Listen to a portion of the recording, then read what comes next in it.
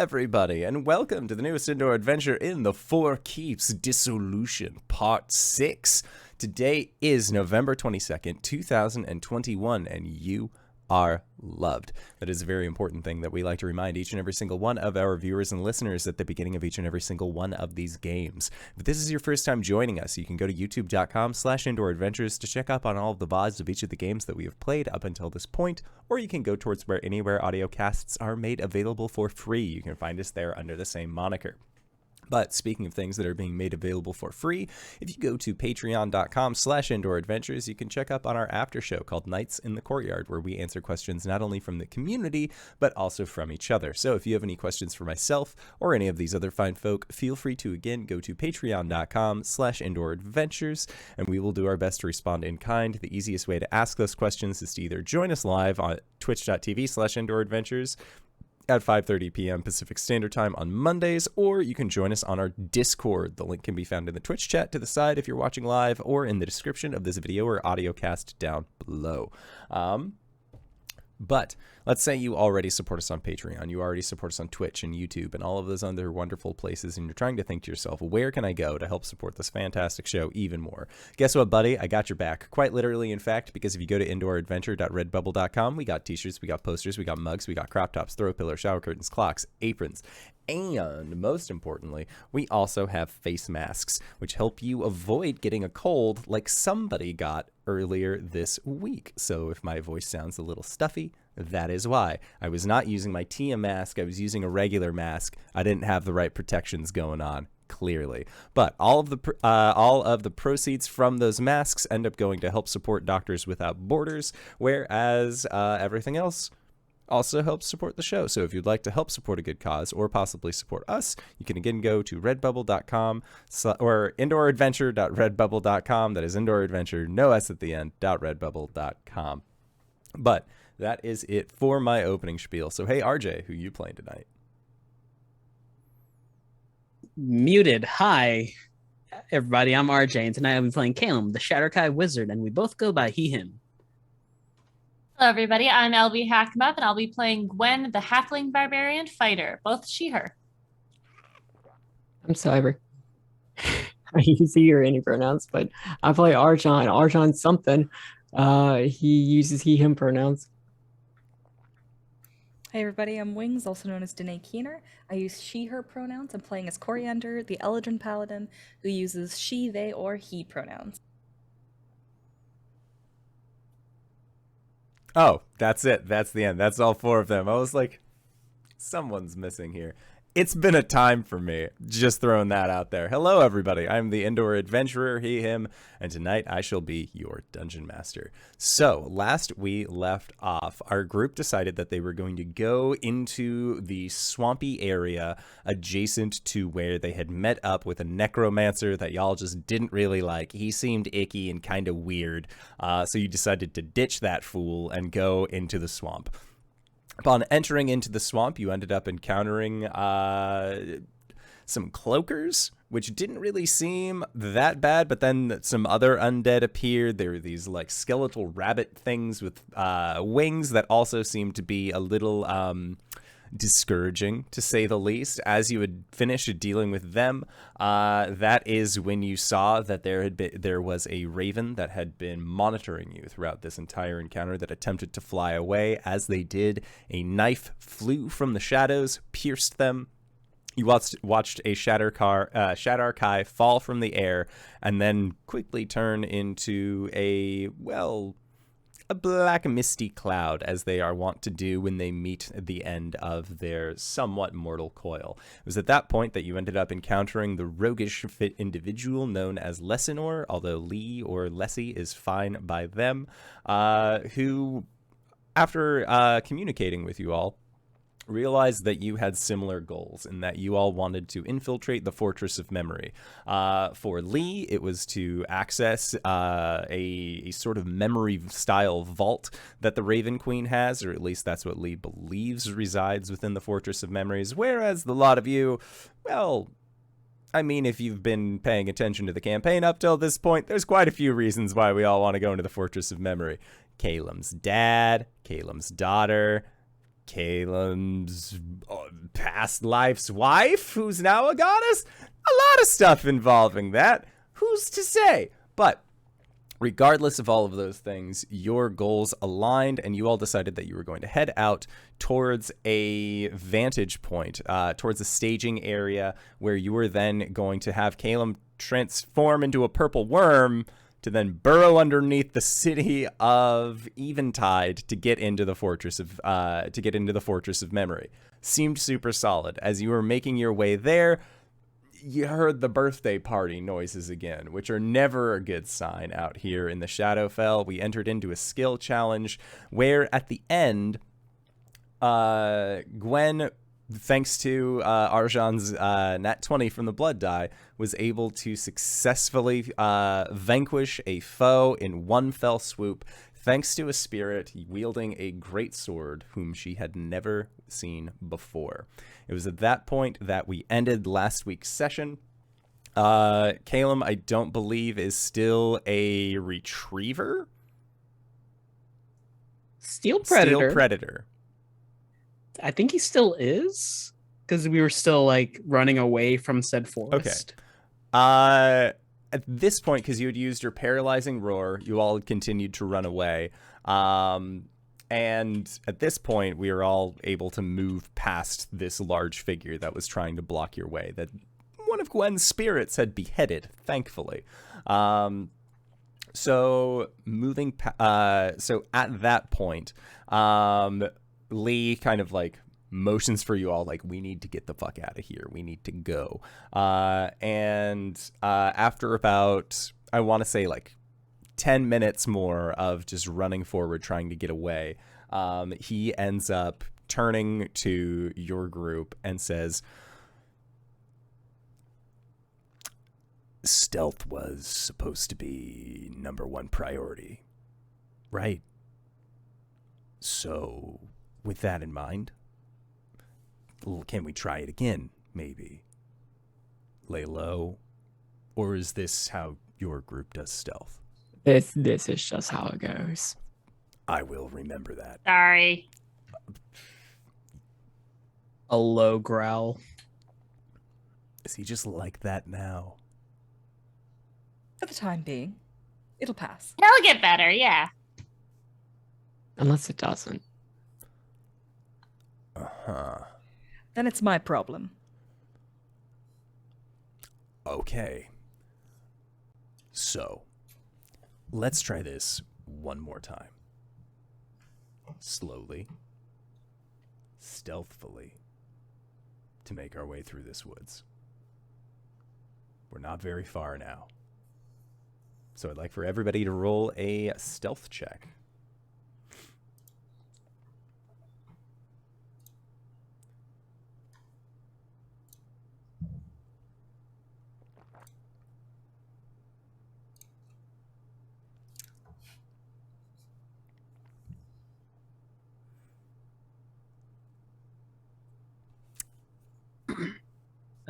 I got a 15. 15. Okay. 21. Okay. 15! Not bad. Not bad. Natural 1.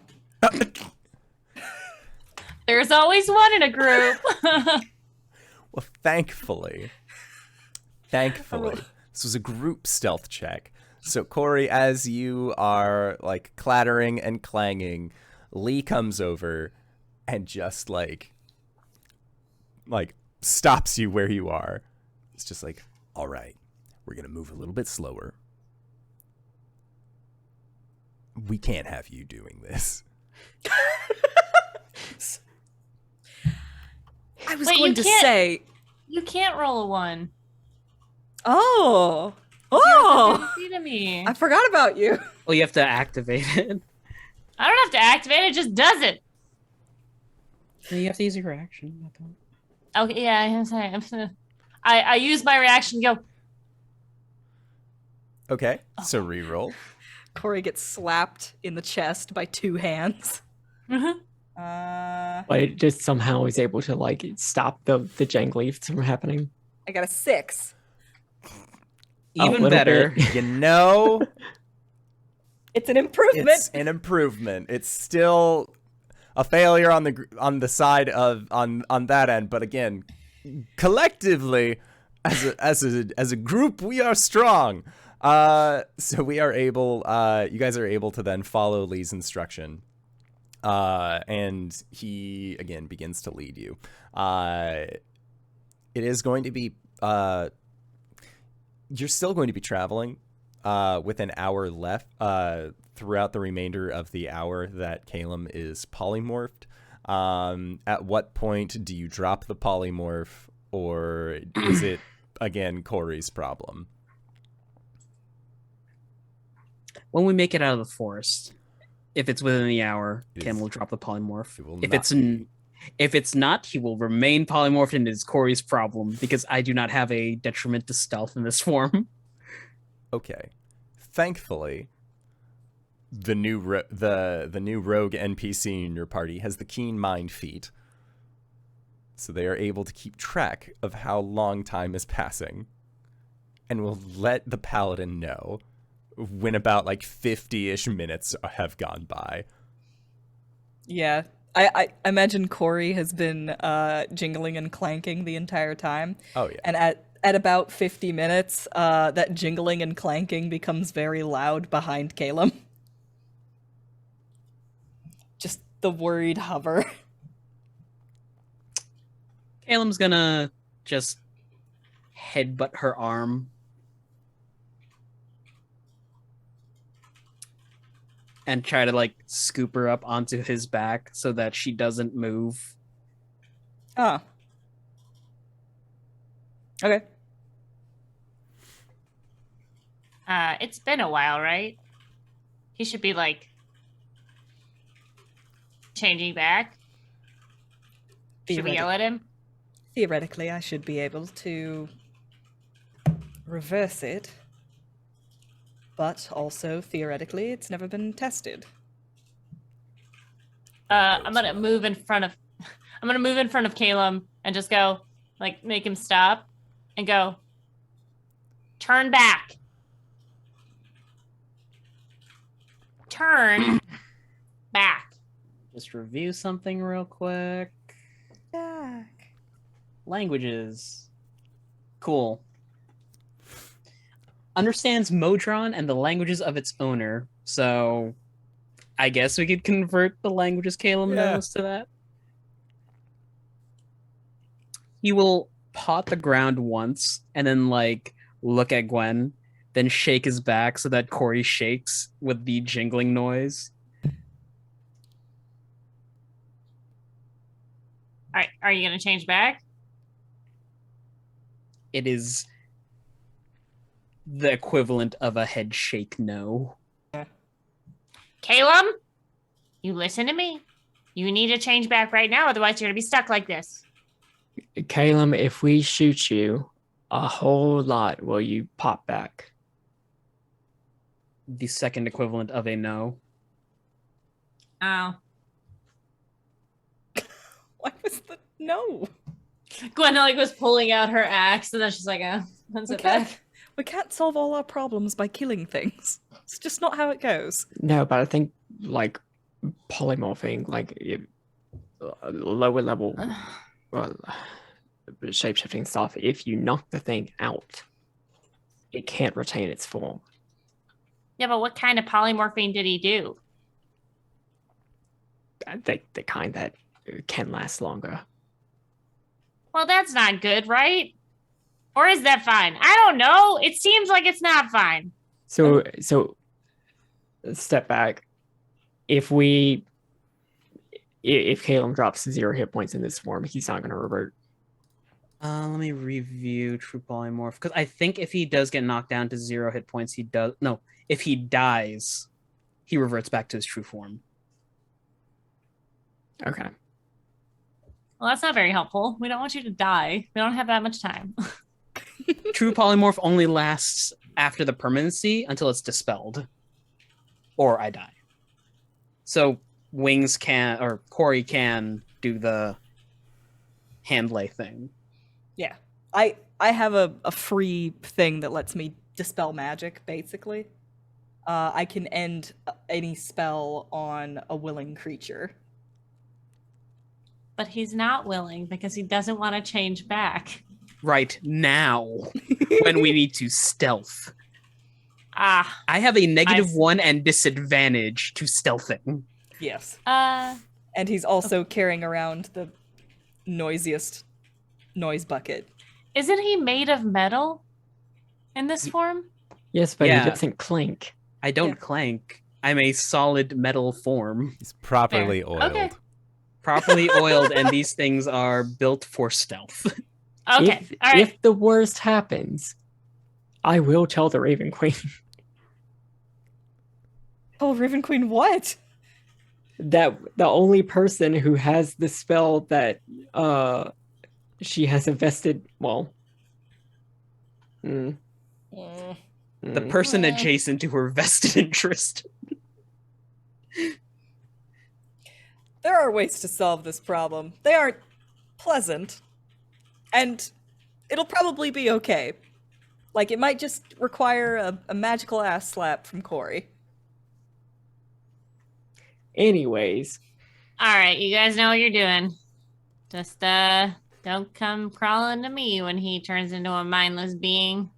And just so we are all on the same page about this, because I know last week we talked about what happens, like dispel magic on a true polymorph once you reach that threshold, and how we realized it didn't work because you would need like a wish spell or some other such thing in order to dispel the effects of the true polymorph after that For hour object goes on. into creature. For object into creature. Or creature into object. Okay. Yeah. Just wanted to establish that so that way we were all on the same page, because I know we talked about that more in Nights in the Courtyard last week than we did on air. But hopefully everything goes by swimmingly. It'll probably be okay. Probably. If not, well, then we have to change the intro, because then it would be a like halfling barbarian, a steel predator, A dog tearing up a book. and then everyone else is the same. So, all things considered, it is going to take roughly, I want to say, about 2 more hours of travel time from where you were to get to the landing point, or the launching point that Lessinor wanted to take you all to. Is there any conversation that is had during this time, or are you all just like trying to keep as low profile as possible until you get to that safe area? so we are going to just bust in to the castle, cause a whole lot of noise, and run directly toward the Raven Queen. As far as what you all were saying last time, I think that might have been the case. And then you're looking for a library. Yes, I am. If I'm able to offer some advice, if we come in and your friend, who is currently a weird metal dog, is instead a much larger worm, and we bust through the front gates or through the flooring, we will alert quite a few people. The Ravensguard don't exactly want outsiders in the fortress. However, I would still recommend that we go in through the sewer. Have your friend just arrive there. It'll be beneath ground enough that we'd be able to then collect ourselves and then get into the fortress, finding a doorway or something. Something that's not going to alert everyone in Eventide. Thoughts? Dog No painting. thoughts. Only hit. No, that sounds like a great plan to me, honestly. I've displayed my stealth abilities already. I'm following your lead on this one. Great. Well, I don't know if we have to wait to inform your friend of what's going to be happening. He can He's understand. been reacting as if he can understand. So Excellent. And Lessinor just says, then it's settled. Have your friend burrow into the sewers, and then we can take care of the rest from there. Well, we can improvise our way from there anyways. And at that point, about another 45 minutes goes by, and you eventually see what looks like a moss-covered knoll near what looks like a with a K or a G? with a G, or no, K with a K, not other way. Yeah, it's been a day. You see just kind of like this, like as part of a rolling hillside of just this kind of like grayish grass, you see that there is what looks like an entryway into a tunnel of some sort. And Lee says, this was originally going to be the area where I was going to be leading you all. I figured that it eventually leads relatively into the same direction that we needed to. We can use this as a place of, well, rest in the meantime. As, well, I think your friend said that he doesn't have the ability to turn into a worm again today. And based off of everything that just happened, we probably want to have our wits about us before we go into the fortress. Especially if you all are indeed planning on taking on the queen. Yeah, that's a good idea. Promise not to stab us in our sleep. Look, I've been through this. We've been through this before. I know, it's just witty banter, you know, like between friends. Like, hey, I'm not going to stab you. All right. Then I promise not to stab you. Cool. As long as You don't can try. stab me first. Nah, not my style. Okay. I think that maybe we should set up some watches.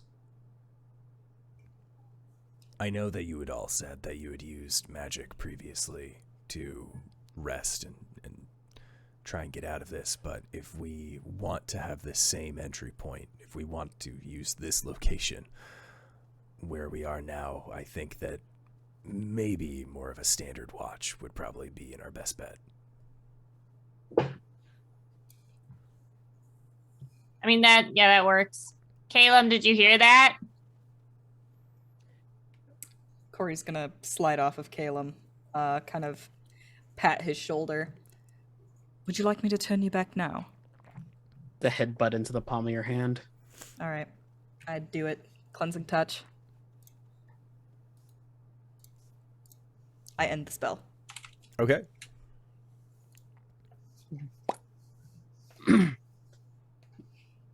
There's a satisfying pop noise. Yeah, I heard good, everything. It does work. Why do I want... Nope, you know what? That's a weird request. Got more dried crackers. No, I just want someone to, like, just scratch right here. Like, I don't want to do it. I can do it, but I want someone to do it. Scratch. You know This what? is how people find out they have kinks. Well, I mean, I do have one in my leg. I have to work that out. We'll find your shaman when we get back, okay? I'll take the first watch. How about that? I'm I'll good take for second. Or I'm good for third or fourth. I don't really sleep, so. I'll take whatever watch is left. Yeah, and Lessinor says he'll take last watch as well. Like, he'll join Cori on last watch just in case. Actually, I think before he says that, he'll, like, look at Arjhan look at Caelum, look at Cori, look at Gwen. I'll join third watch. Or Gwen, you had said third watch or second watch? Second watch. Yeah, he'll join second watch. Wise choice. Yeah, after the events in the woods, he's a little more wary of your perceptive skills throughout the evening than he is the other three. So he'll be joining you for that Fair. All right. one. Alrighty, so Cori picks up a blanket, walks to the center of camp, does a little twirl, and then crosses their legs and then sits down right where they are and then just twists that blanket over their face. And then a little glow emits from underneath it. okay. All right, so first watch. Would like for you to make a perception check. 11. An 11. All right. So as your friends are getting some rest, Arjhan, you're gearing up. You know that tomorrow is going to be a significant day in your journey to fix the Raven Queen, as it is so put. And as you are looking around and making sure that everything seems fine, you look over as Lesanor is resting. And previously you had noticed that the robe that he has had these eye-like patterns on them. And you swear that you see one of the eyes shift, the iris inside of one of these patterns just sort of seems to move on its own, as if the robe itself is scanning the environment. It's very strange. But magic is weird. Other than that, you don't really see much on your watch. Is there anything that you would like to do on your watch to prepare for tomorrow? Nope. Sounds good. Next up, second watch. Gwen. Gwen, you and Lesanor wake. And Arjhan's off to bed. And I would like for you to roll a perception check with advantage. Baller. Okay, the first one was a 23. Okay. The second one was a 15. Okay, so 23 as a good number. Okay, Gwen wants to have a conversation in her head at some point. Yeah. And when I say that, we all know that Gwen has a conversation in her head but speaks out loud. So Yeah. So Lesanor will be doing most of the looking around at this point. Okay, so while that is happening, Gwen, if you would like to have your one-side aloud conversation. Hey gang. Is everyone up there? How's it going? Hey, Grayskull. I just had when we were running through the forest and we're fighting that big guy who I kind of chopped in half, another figure came out that I didn't recognize. Is there someone else up there that I need to know about? Yeah, he's been here for a few days now. I don't know him, never seen him before. Okay, why didn't you tell me? What do you mean why we didn't tell you? I thought it's not, look, how are we supposed to say, oh, by the way, you have a new spirit because you got bone dust tattooed into you? Oh shit, was that from that? That would be my guess. There's a new guy here who doesn't use the runt axe and uses something else, and he's a mite bit scary. Yeah, have you talked to him? No. You just get this No. No, why would I? No.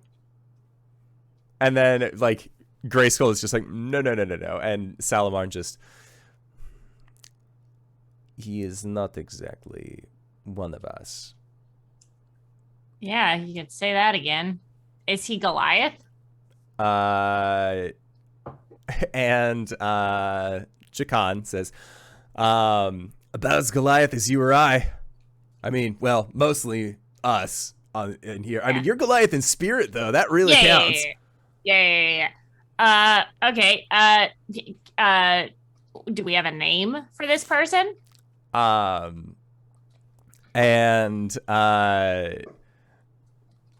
Jakan says, actually, roll me a history check. Oh boy. I'm really good at these.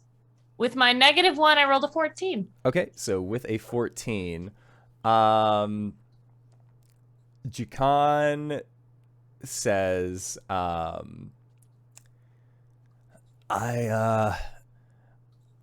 actually think I might know about this guy. All right. His name is Hexton the Graveblade. Okay. He was kind of like an ill omen for a while.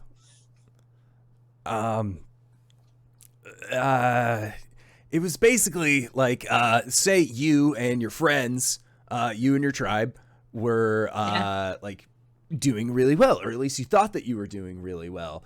Yeah. And Hexton would show up, and then suddenly you might be without a chieftain at the end of it.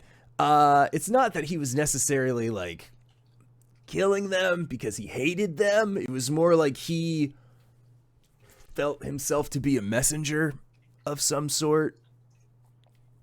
Uh-huh. Yeah. Okay. All right. Weird. Okay. Hexton, are you available to come to the group call?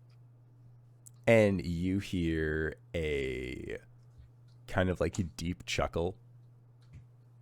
And at that, the other spirits are like, I don't know if I like this. And Grayskull is like, what kind of messenger did you say that he was again? And from the shadows of your mind, where all of the others have kind of like formed to one side, you see in your mind's eye this Goliath that is covered in these darkened tattoos, but their face that you were not able to get a very good look at last time has a almost like a gaunt look to it, almost like they are wearing corpse paint, where it has much more of like the look of a skull about them. And Hexton appears, large greatsword at their back, and just says, I am one to parley. Okay. Parlay for what? You asked me to join in your group call, did you not? Yes. Just okay, here to talk. All right, cool. Yeah, so welcome to the headspace. I know it's a bit crowded up there. Sorry, I didn't technically invite you, but I'm glad you're here and you look like you're a badass, so I'm excited to have you on board in Gwen, the headquarters. And they sort of, like, you see a smirk play across their face when you say headquarters, and they scoff a little bit again as they say, a grim messenger is never invited. I merely arrived. That is fair. Do you have a message you'd like to deliver, or are you just here as the black crow that's going to circle me for a while? And he says,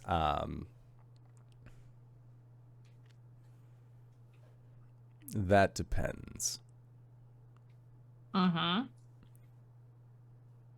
Circle you I will.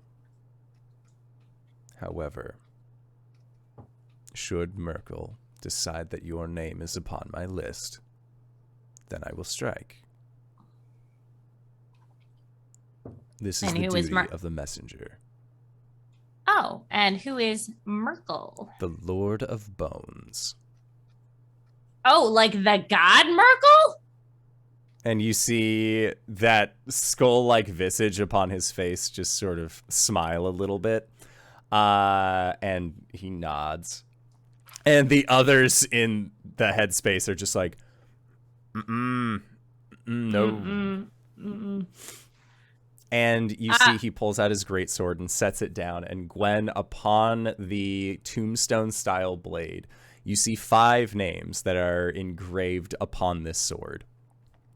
You see Kezrin the Foul, Dimitri of the Endless Sands, and I will send you all of these. Yeah, uh-huh. Chieftain Zaharan Stormvane, Yule, Lord of False Hope, and Grek.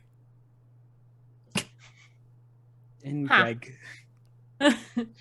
Are you this might be a dumb question, but are they all still living in this time or when you were alive?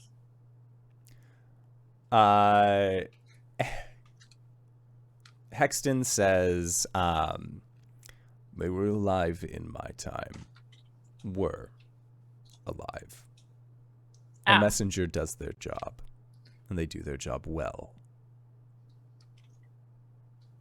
So you get names on your list for the people you've killed?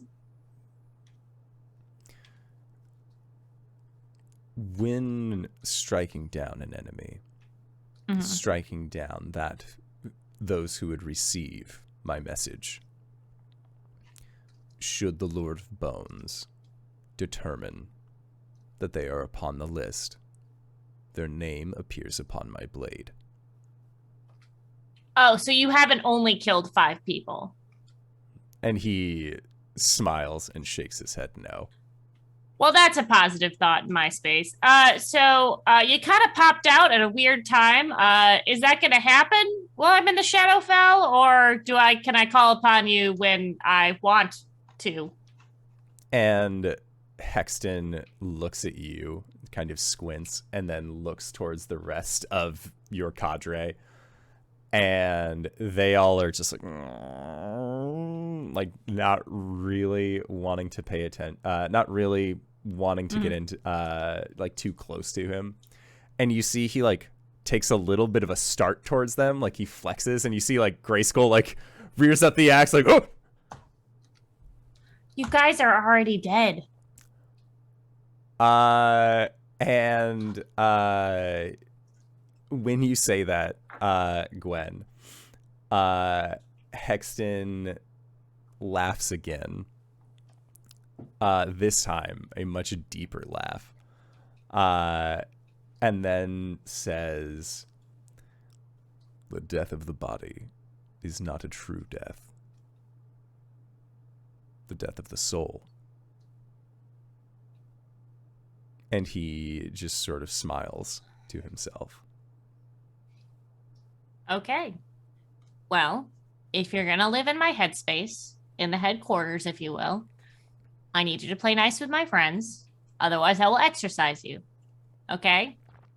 I have a cleric at my disposal. You've seen how powerful she is, okay?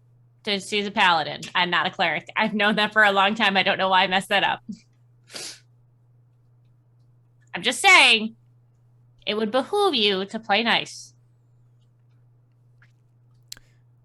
You will see my use. In this, you may bring me forth, if only so that I may deliver my message. Righteous.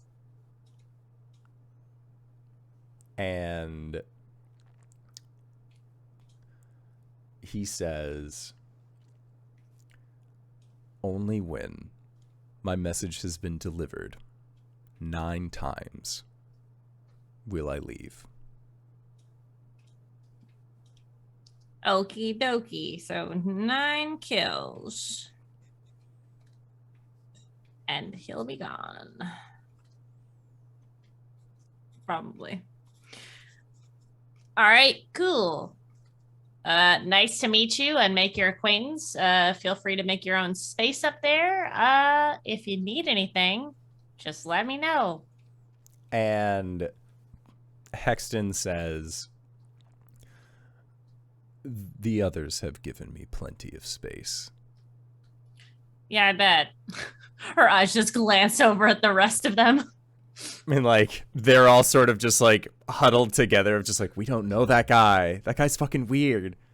Uh-huh. All right, well, I guess I'll see you later. And Hexton nods, and then you just see him lift up his blade, put it across his back, and then return back to the shadows. He is so cool, guys. I mean, I know he's scary as fuck, but he is really cool. He seems really cool, and if we had met under different circumstances, maybe he would be a friend. Yeah, exactly. Okay, well, we'll just have to, like, get him used to the group, you know, get him acclimated. Once he, like, calms down a little bit. Oh, I know. We could have an icebreaker, and then we could ask him maybe, like, what is your favorite food? And then we would say, I like fried ham, and he would also like, oh shit, I also like fried ham. We are best friends now. It happened to me several times. Yeah. We can do 2 truths and a lie. What is that game? Oh, so you tell 2 truths and then 1 lie, and then people have to guess what the lie is. That sounds really hard. And you see Salamar just like look at him like, it's incredibly self-explanatory. No, but like, what if the person that is saying it, you like believe a lot of the things that they are saying, and so you don't know which one's like a truth and which one's a lie? Well, that is why it is a game. Yeah, that's the point of the game. Oh shit! Okay, I get it now. Okay. All right. Well, I'm gonna let you guys reminisce and ruminate and all that. I will be out here. If you need anything, let me know. And Grayskull says, yeah, I just want one thing before you go. Yeah. And he just like leans down and gives you a hug. Oh, buddy. She'll grab his neck, do a little swing of her feet off the ground, and then pop back and see what Leslie thinks. What's happened? Lessinor is just Leslie. like, they have their back to you. Mm-hmm. And when you finish, there is a pause, and he turns his head and just says, I feel like I need to ask this a lot with your group. Is this something I should be worried about? Oh, no. I have a bunch of different, like, Goliath chieftains and other people who use my axe in my head, and they just talk to me sometimes, and that one that came out when we were running around, I have no idea who the fuck that was, so I had to figure it out. So we just had a little powwow up there. It's no big deal.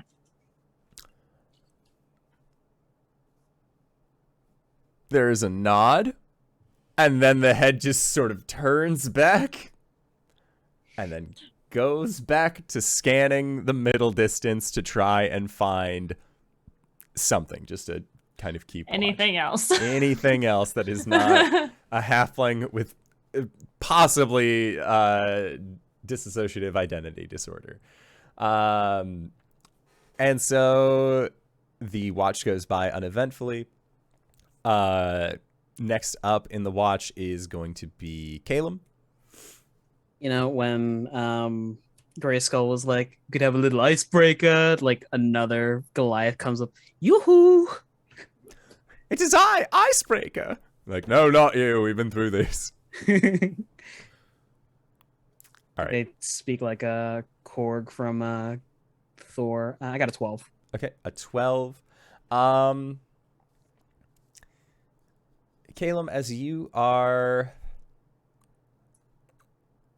you're on your watch and your friends are asleep, since you have arrived in the Shadowfell, since you have been in this place, it has been very difficult for you to not feel like you are being watched to a degree. Like someone or something is paying more attention to you than you would rather like. That is especially the case during your watch. Looking off into the distance and looking out at the place that you are attempting to scan, you do not see inherently anything looking back at you or watching you. But in the direction of the woods, you feel like there are eyes upon you.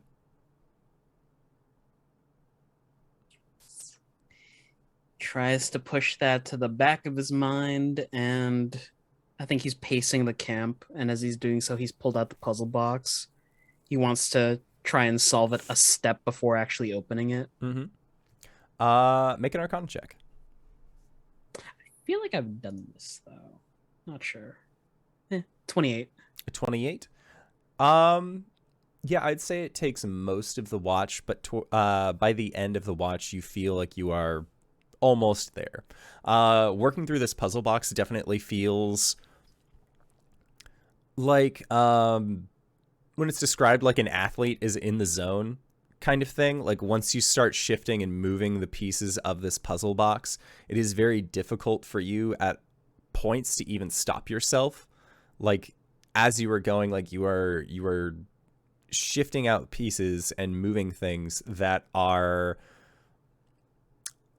like you haven't been able to look at this, like at these pieces of the puzzle box. You haven't gotten this far before, but you know how to get them out. Like there is that knowledge that resides deep within you that knows how to do this. Until eventually, like you kind of come to your senses right as you get to the end, and you just have to pause.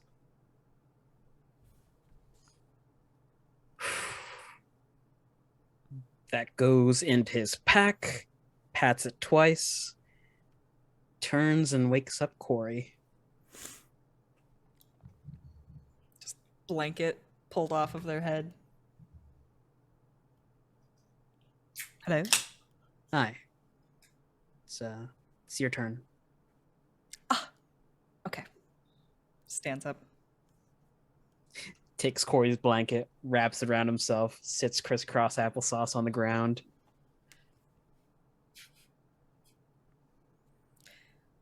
Pats him.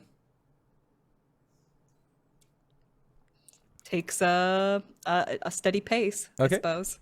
Make a perception check. Okay. I'm an elf, so I'm great at perception. I got a 23. Okay, so with a 23, Cori, you also get the feeling that ever since you've came to this place, being the individual that you are and that you have come to be, that the land itself seems to try to take that light from you, almost. Not in a aggressive way, but in a leeching way, in a pervasive way, in a way that seems to always be active. And as you are looking at your friends and thinking back about your first experience here in the Shadowfell, it's very difficult to think that if you had not figured out a way to remove the sickness, to remove the shadow sickness that had influenced your friends, that this assault onto the Raven Queen's fortress might have gone completely different. Likewise, you also just get the feeling like you are being followed by something, and you've had a problem with being surrounded by shadows for a while. Even after you dismissed Shar, it always felt like she was gone, but there was just something there still. And it's kind of hard to put your finger on. With the 23, you definitely notice at this point that Cyril, the magpie that you have been with, just sort of seems to be like walking around camp. And at this point is like sticking their little bird heads, their bird head into like your friends' packs and just sort of like looking around in them. Just like idly looking for things.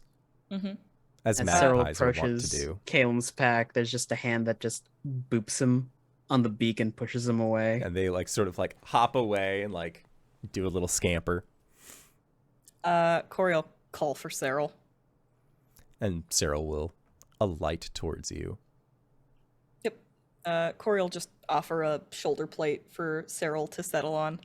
And I think we'll offer them a bit of string to pick at.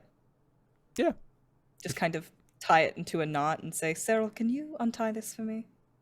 And Cyril looks at you when you ask, can you untie this? And just Can I untie this? Of course. Cyril is intelligent. Cyril is smart. Cunning, even. And like... Of course, that's why I asked for you. And just like... Bop, bop. Just like doing like the single pulls on the string and like puts one of their claws down. One of their bird claws, their talons, their feet's down to try and like keep the string there, and like another, and like pull, but like it's not enough to keep the string taut against the ground. And this gives Cyril entertainment for a while until and at one point it's like 30 minutes, 45 minutes have gone by and the knot has not been undone, and Cyril sort of like eyes you really quick and like eyes the string and just like, it is a crafty enemy. I think you'll... Oh, it is a worthy challenger. I think you will one day vanquish it. And Cyril then, you see, like, grabs the end of the string and flies up and then drops the string. And the string just, like, floats back down onto the ground. And Cyril comes back down and just... It flumps to the ground and Cori just looks at it. Almost. Soon, carrier.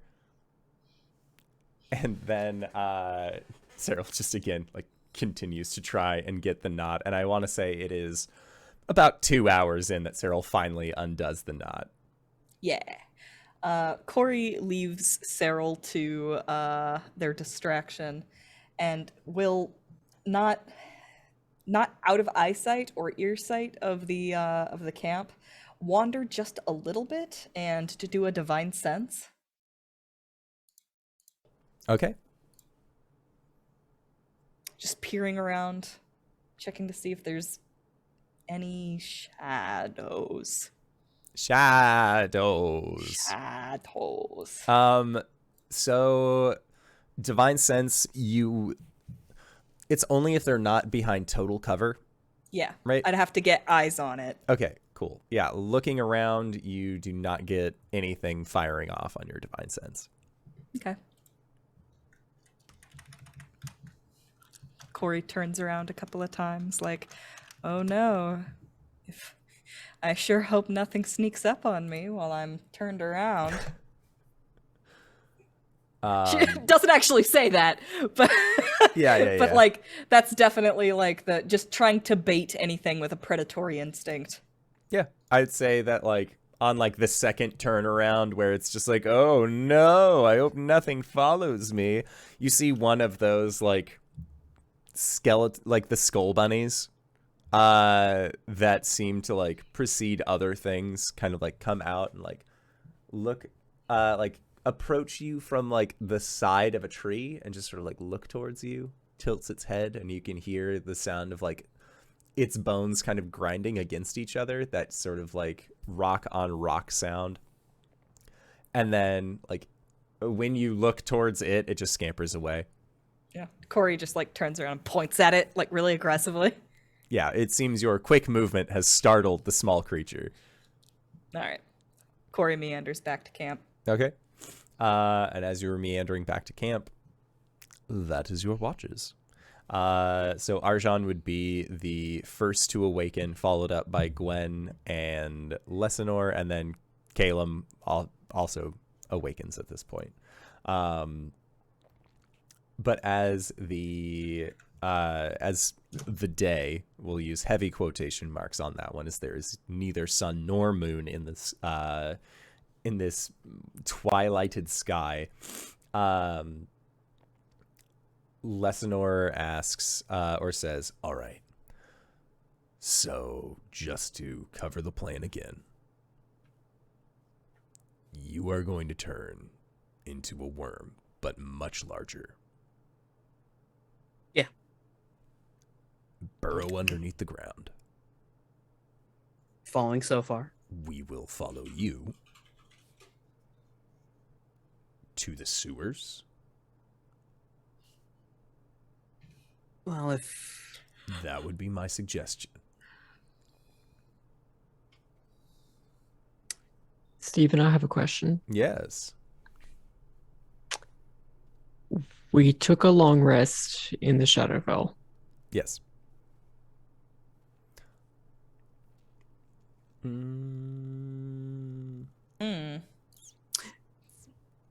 That is correct.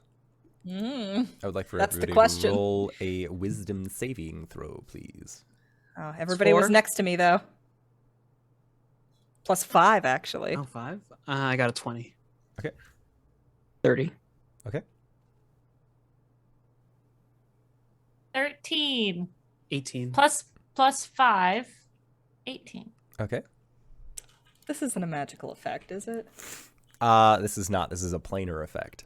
I thought so. Well, here's the thing. I got a 12. With the +5? I rolled a natural 1. I have a +11 to my wisdom save. You rolled a what? A natural 1. I rolled a natural 1. Hey, focus, Cori. Wow. Okay, I got an 18. Okay. Yeah, so Thank you, Connor. yeah, Cori, you see like again like that middle distance look that Arjhan, you and Gwen know what is going on, and I feel like Gwen is just one of those like clapping hands in front of your face like, "Hey, cut the shit. Like focus. We got a thing to do." But yeah, so thankfully everyone It was the shadow. It was the thought of shadows following Cori around. Mm-hmm. Just, you know that moment where like you have a bad memory and you're just filled with regret for a moment? It's exactly what that was.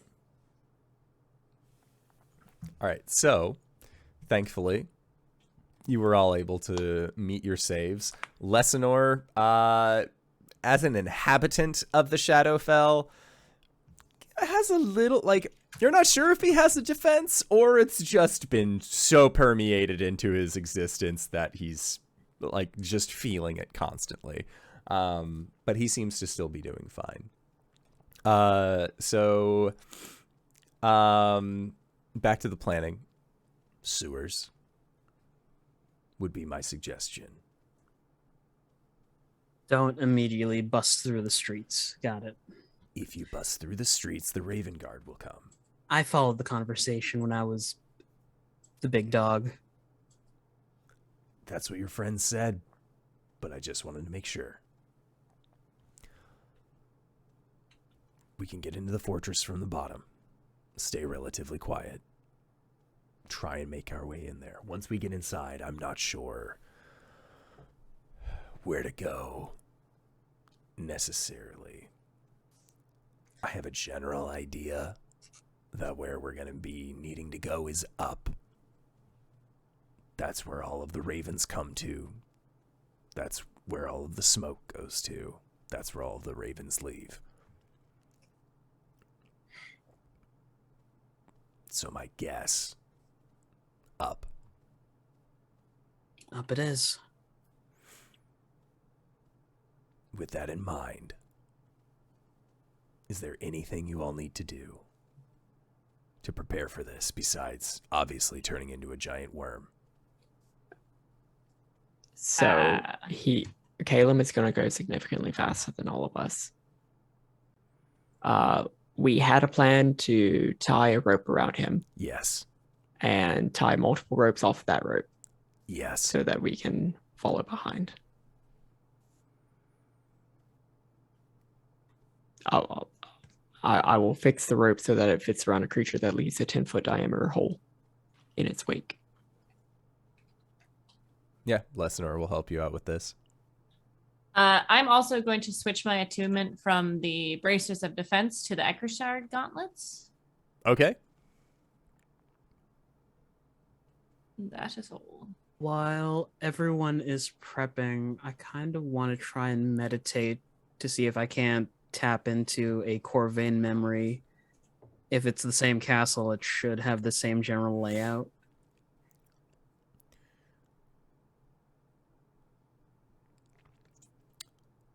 I would say make a history check. Tiamat, bless you, child. Take a D4. Nice. Plus the D4. That is a 15. A 15. I would say if it is the same castle, you would know roughly the location of at least several places that you went to as Corvain.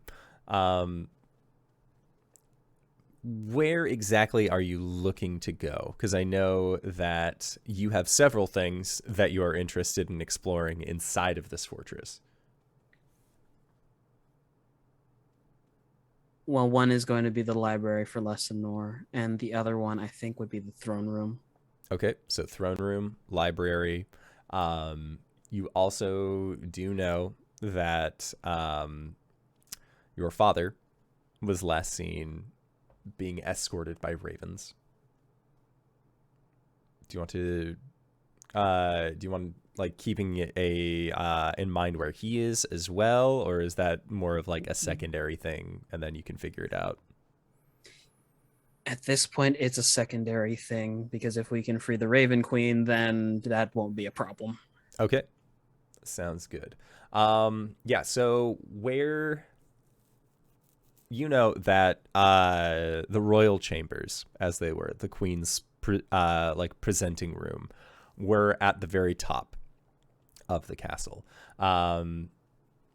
Normally, like the royal chamber of just like open, like, hey, we're going to be greeting people from far off, was more at like a middle, lower end area. But Raven Queen, before she became the Raven Queen, had like a magical research station that was more towards the top that she would actually use as like a scrying center. And based off of what Cori has informed you, where she had met the Raven Queen, you know that that is most likely where she's going to be, in her old like magical lab. As far as the library, you know that that is also very close to there. It's going to be on a slightly lower level, though. And on that lower level, Lessenor wasn't necessarily looking for... He described it as a vault. But you would know that, like, if they're relatively close, that's where all of, like... For Corvain and the Raven Queen, that was where they thought all of like their precious things were. That is where that they stored them all, was in the library. Quickly sketches out something on some parchment, hands it to Lessenor. If the castle's remained unchanged since the sundering, this should help. Lessenor like looks at this, looks at you. Just anything else that I should know about this?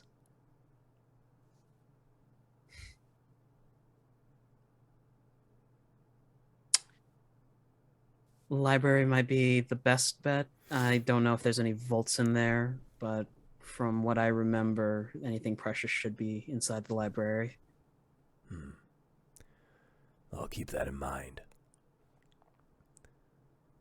And at that, he finishes up tying up the harness with Arjhan and says, so do we just tie this onto you when you become a worm, or do you like hop in it, do your thing, and then it just like fits to you? You know, I never really got that far, so I'm just gonna hop in it. Bodes well. All right. Well, if I do anything too uncouth, Cori, slap me. Can do. So, are we just all holding on to the ropes? Arjhan, holding on to one of the ropes that was going off, makes the animated shield, the like bits of which are usually just like hang on his wings, coalesce on the ground in front of him, and he steps on the now formed full shield. Yeah, that was the plan. It's not a very good plan, but it is the best bad plan that we have. Gwen climbs up on Arjhan's back. Does anybody else have a spare that I could possibly use? Cori tosses their shield on the ground and just kind of opens up an arm. Okay. Like offering for him to hop onto their shield with them. Yep. Lessinor will he gets on and like kind of like judges you a little bit, not like actively judging, but then like, don't take this the wrong way. You seem like you are a lot more equipped to handle holding onto the rope than I would be. You hold on, or I'll hold on to the rope. You hold on to me. Can do. And so it's just the two of us. So Cori and Arjhan holding onto ropes. Yep. I cast Bless. Do you want Gwen to hold on to the rope? Yes. Okay. So you can have a free hand to just start.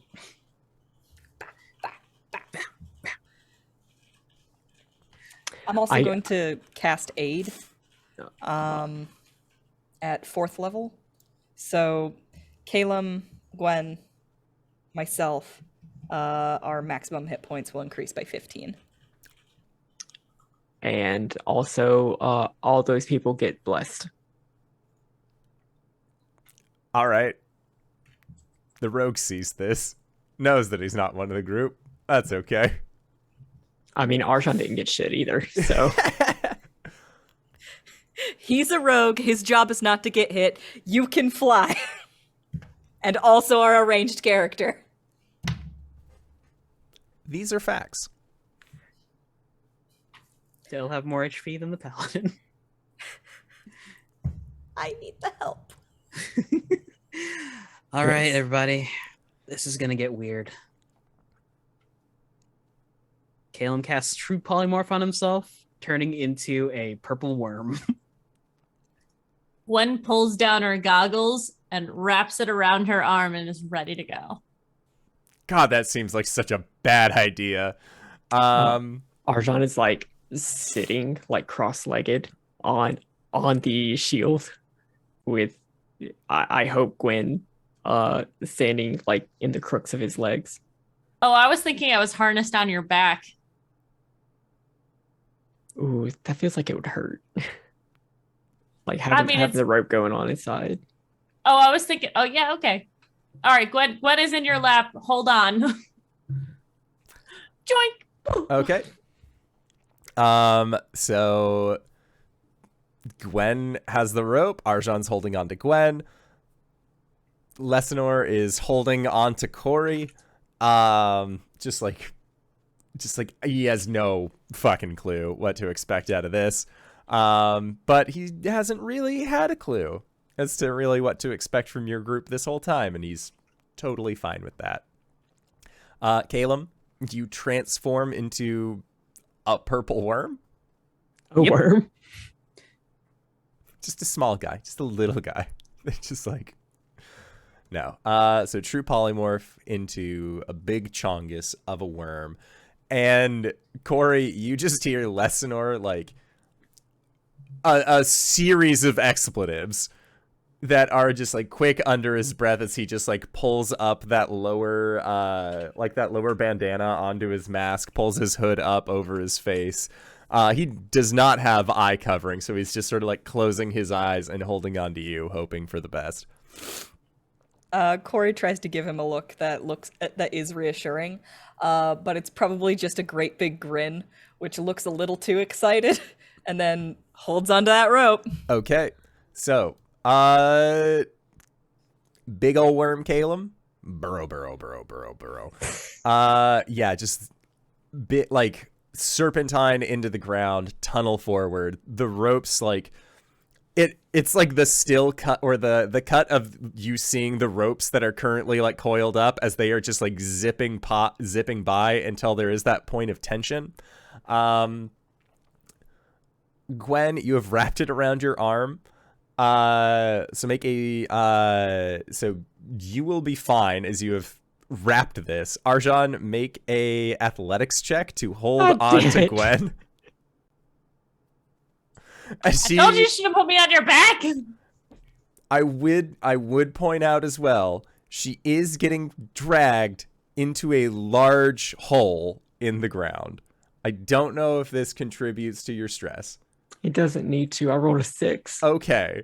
So, Arjhan, you are sitting on your shield. You have Gwen in your arms. Caelum is a worm, burrowing forward. And then just...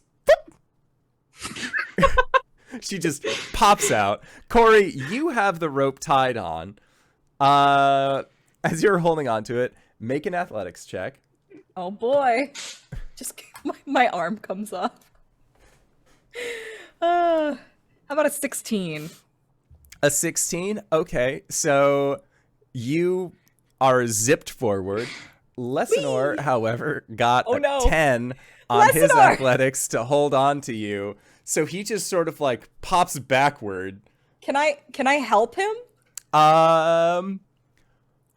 You can either choose to help him or continue holding onto the rope.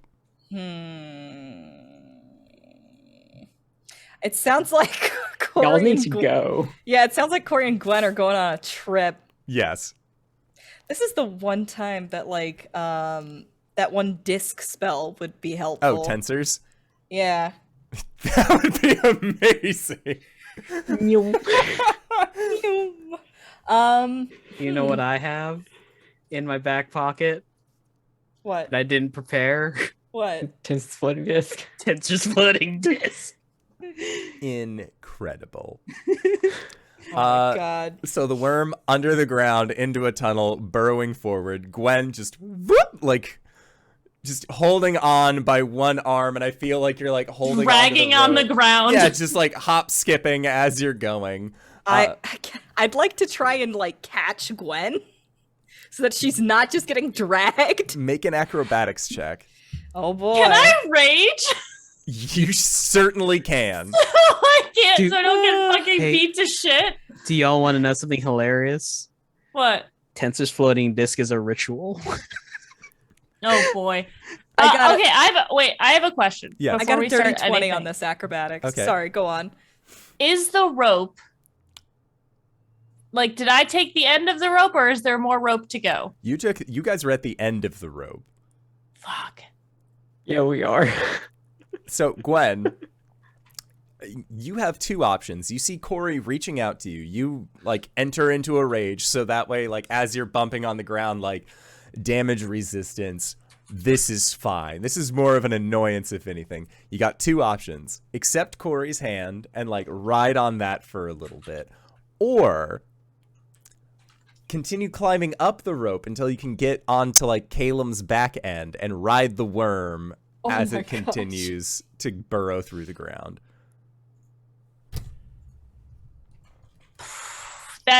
Gwen is gonna ride the worm. I'm sorry, Cori. It's okay. All right, so How about this? How about I grab you and you use the momentum to swing up onto the worm? okay, yeah, Gwen, make an athletics check as you are swung up onto the worm. All right. Okay. That's a 29. Okay, Nice. Well, raging. yeah, Gwen, you are just like thrown onto this worm as you're being rocketed forward. You have like arm wrapped in, like coiled around with this rope. You manage to hop onto the back of said worm, and as you feel purple worm Caelum burrowing through the ground, you are just holding on. You can feel like rocks and dirt and other shit like just hitting against you to help you maintain rage, but like damage reduction, you are just like shrugging off everything. This is Arjhan! arguably one of the most exhilarating moments of Gwen's experience. Arjhan, you are on the surface still. Lesinor is on his back, and you are sitting atop your animated shield. And he looks at you, and then looks at the tunnel, looks at you. Well, I can't catch up to a purple worm.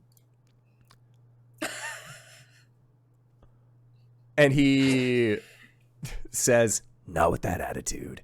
And he just begins he walks forward a little bit and just realizes how far and how fast they're going, and just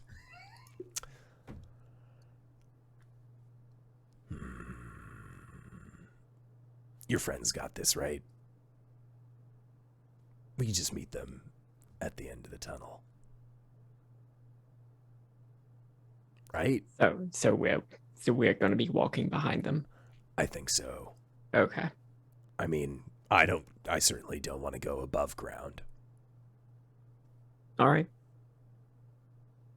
Unless you have a problem with that. No? All right. I'll lead the way. And he gets to the edge of the this freshly made tunnel and just begins descending down. Caelum, how deep did you burrow under? About say 50 feet, but angled down, and then he'll level out. Okay. Yeah, so Lesinor just begins walking down the incline that is freshly made. A purple worm's burrow speed is 30 feet. I don't know what you guys are talking about. Dashing. You guys can dash. Yeah. Sustain dash? Sustain dash to then try and grab onto the rope again to then connect. It's easier to just walk. I just like this narrative of them fuck it, we'll walk. Yeah, and can still hear the sound of the burrowing as it continues on, but Arjhan just slides down the first incline, hits the bottom, gets up and kicks his shield so it flies up in the air, and then it disperses into its shards again. Fuck It's yeah. I wanted that to be so cool. It had some real potential. As long as your friends make it at the very end, I still think that we came out on top. So long as your paladin friend is able to stay with the large worm, so that way they can... Well, if not, I'm sure we will hear about it very soon. Oh yeah. Your group seems to have a problem with maintaining quiet. Yeah, we're just going down the Alaskan bullworm tunnel. Yeah, and the two of you are just steadily walking in the darkness, making your way there. And as the worm continues to tunnel forward, Gwen and Cori, hot on its heels thanks to some cleverly tied ropes, that is where we are going to go into our break for the evening. So we're going to try and be back in 5 to 10 minutes. Don't go no place unless it's to grab a food, grab a drink, grab a friend, or possibly go to indooradventure.redbubble.com. Pick yourself up something nice, and we'll see you guys shortly. All right, everybody. See you soon. Hello, everybody. Steven! Oh. Figures.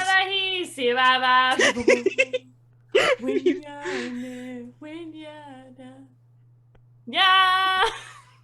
For you audiocast listeners, LB is holding up her large orange tabby Kriegers, who has such a pedible tummy, and they do not look pleased with the interaction that is happening. He is Oh, he doesn't tolerating give a it shit. very well. He's Frankie sitting on my would be lap and get screaming by pissed. this point. You see, this is the difference between my cats and your cats. My cats put up with all of my bullshit. Frankie's scared of me. He just no, Not her! Not her! get away! All right, you can get out of the room. And now. she's just walked in the door. Uh-huh. Oh, absolutely. Magic was curious, and then you just kept patting at her butt, and she was like, I don't know if I like this. Just really aggressive butt pats on the cats. They need it They like it. sometimes. Frankie Just like lets me people comb like him. Doesn't Alright. even let Danae comb him. Alrighty. So, last we left off, Gwen and Cori are getting pulled along by a giant worm that is Caelum. Arjhan and Lesanor were following after at the end, or at least towards the beginning of said tunnel. At this point, yeah, you continue on for quite a while. At this point, Caelum, as the giant purple worm, you maintain your sense of direction, right? Okay. Yes, sorry, I was eating popcorn. Totally fair. So yeah, going on until eventually, as you are doing this, Cori and Gwen, the two of you hear a crumbling noise as this large purple worm breaks into the barrier between this tunnel and the sewer. Caelum is still a purple worm. I believe so. Unless, because your intelligence is low enough that you aren't able to then, like, pop yourself back, right? Let me see. I'm gonna guess yes. It's a purple worm. It's a 1. All right. I'm gonna climb my way up the rope so I can do a cleansing touch. Okay, make an athletics check. Oh boy, oh boy. Let's hope Blessed. I am blessed. Hashtag blessed. Okay with that. And then Sorry, blesses for attack rolls or saving throws. okay, never mind. You want guidance? I still got a 25. Okay, so the 25, yeah, Cori, you are able to make your way up this rope and then bamp on the back of said purple wormhead Caelum, who at this point again was like continuing into the sewer, and you can kind of start getting the stench of it as well. But you are able to give him a pat. Gwen, you have been riding on the back of this worm for a while. How long does your rage last? A minute. A minute? Okay, so And only if she attacks it or takes attacks. Oh, if I get damaged. Yeah. all right, so your rage, like as you had gotten onto the back of this worm, your rage would have worn off a while ago, but I'd say that you are in a position where you can like hunker down and just kind of be All like, adrenaline. oh yeah. Yeah. There might not be a rage, but you're just fucking like living it right now. Got the goggles on as things are falling around me. Mm-hmm. And so when Cori is able to bamf on this purple worm, pop. And Gwen, you're just like coated in dust and dirt. Like if you take the goggles off, there's like the raccoon lines. That was fucking awesome.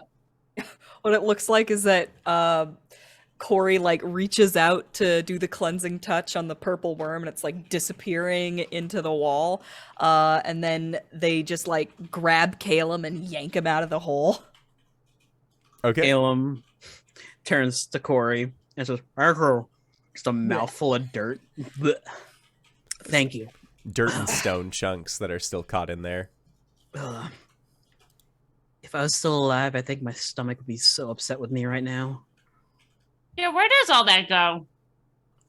Turns back, points down the tunnel. Well, you see, the purple worm eats and excrements at the same time. I'm glad I was above it and not behind it. On the plus side, there's probably some precious metals down there. There are some free smells for Lesanor and Arjhan as they are walking down this tunnel. Cori's gonna like look down the tunnel, try and gauge how far away they are. Make a survival check. Okay. That's a 10. Okay, with a 10, they're probably like 5-10 minutes away. Okay. Yeah, and after about 5 to 10 minutes, you see two silhouettes walking through this fresh tunnel. Arjhan, you would have realized that the purple worm would be excreting while this was happening? Are you like flying steadily above the ground as to not get your feet coated? Oh yeah. Lessinor does not have the same luxury. Well, Lessinor has shoes. He does. And you just hear like a grumbling sound coming from Lessinor, and then Arjhan just like flap, flap, flap, flap, as the two of them make their way here. But your party is reunited. I'm so sorry. Dude, I told you I should have gone on your back like a harness, and then I could have just held it with both arms. What? We might be in the sewers, but there are sewer grates and sound travels. I'm sorry. But I'm just saying I was right. That's all I'm saying.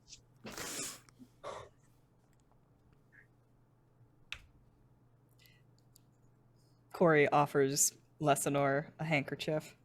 He already has like around his face, like he's kept that mask up. Mm-hmm. And so when you offer him a handkerchief, he just like, it's fine. His shoes aren't going to clean themselves. She tucks them away, or tucks it away.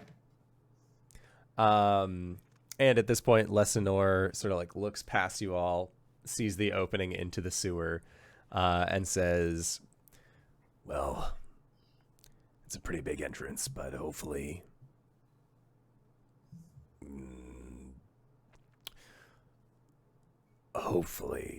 they didn't hear what we just did. Fingers crossed. Arjhan will get Patience out and cock it. And he's going to use it to cast Pass Without Trace. Okay. So Lessinor will step into the sewer and say, everybody follow me. And I'd like for everybody to roll a stealth check. Oh my god.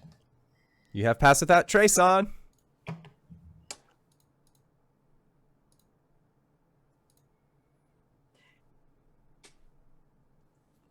$13.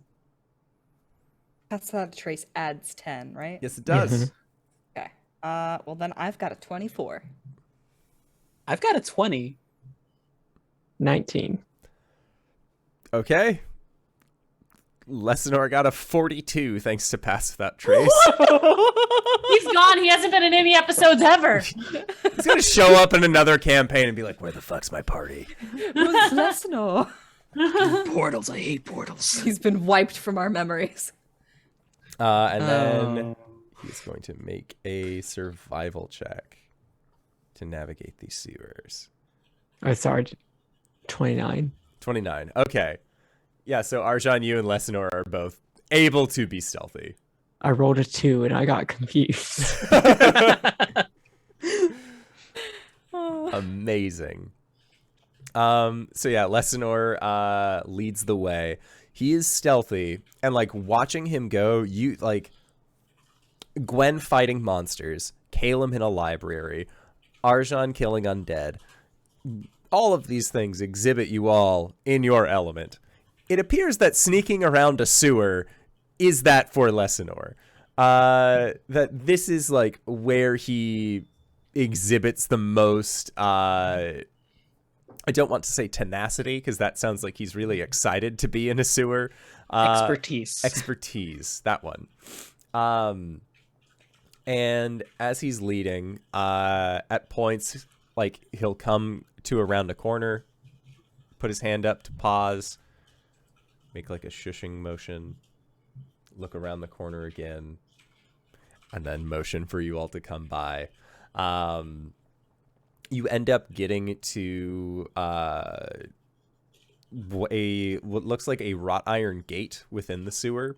And you know generally from other sewer structures that these gates are kind of to help differentiate between districts, between areas.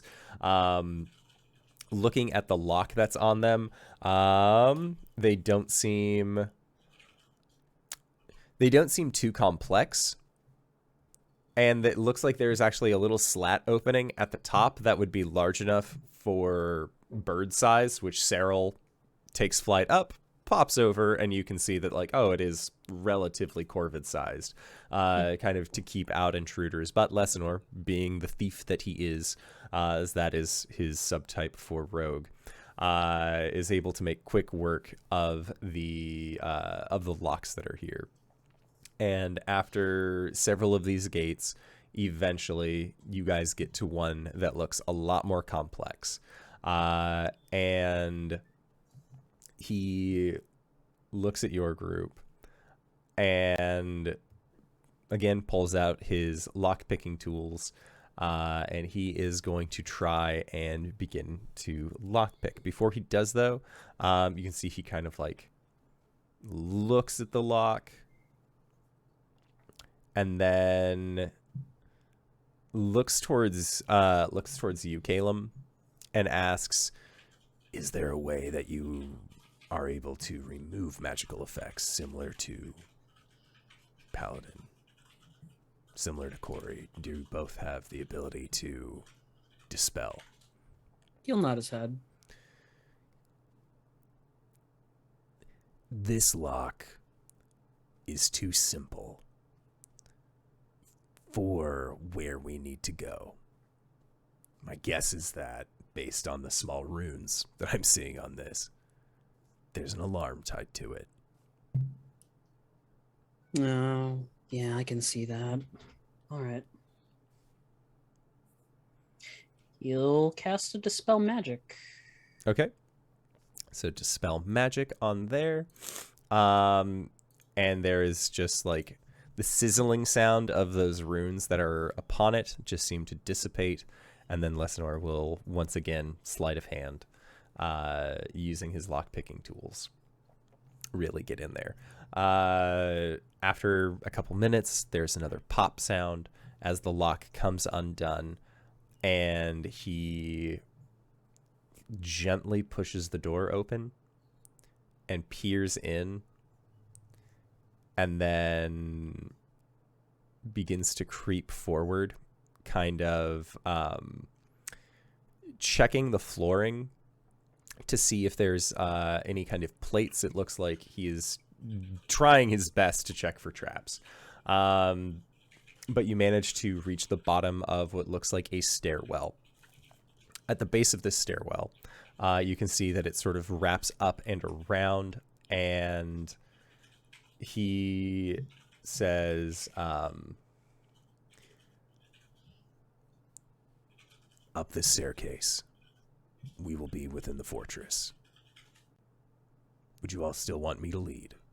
Or do any of you have a desire to be in front?" Honestly, aside from the map I gave you, I have no idea what to expect up there, so we'll rely on your penchant. He nods. And he then climbs the stairwell, gets to the top, and once again begins to work on the door. After a small series of time, he manages to get the door once again and pushes it gently pushes it open, and he listens and then continues pushing the door open a little bit more, and then creeps out onto the hallway itself. As you all follow onto this hallway, looking around, you can see that there is not the standard treads of where you would expect to see like heavily traversed by foot soldiers. Instead, it seems like there's almost no foot traffic that really goes on in this place at all, and that this hallway is borderline a formality at this point. However, looking up, you can see that there are places for perches, places for resting areas for ravens.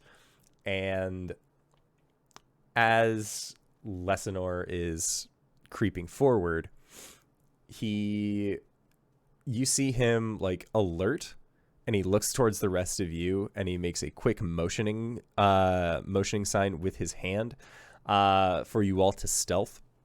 And I would like for all of you to roll an initiative roll, as we are going to be activating a skill challenge, as it were. 10. 21. Okay. I got a 13. Caelum's in his element. He got a 14. Uh-huh. 14. Corey got I'm going 13. last? Arjhan got a No, I'm 21. going last. I got a 10. Oh, sorry. And then, almost knocked over my water. That would have been bad. And Lesanor got a 13 as well. He will be going after Cori. All right, so at the top of the initiative order is going to be... Arjhan, you said you got a 21? Mm-hmm. Okay. I don't know why I put... That's the wrong place.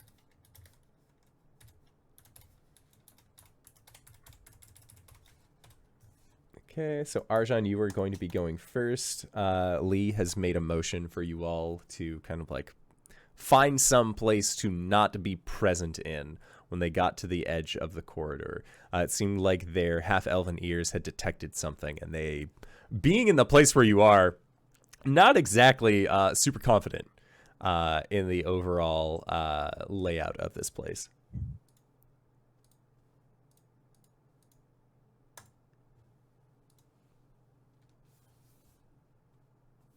Oh, Skill challenge starts with you.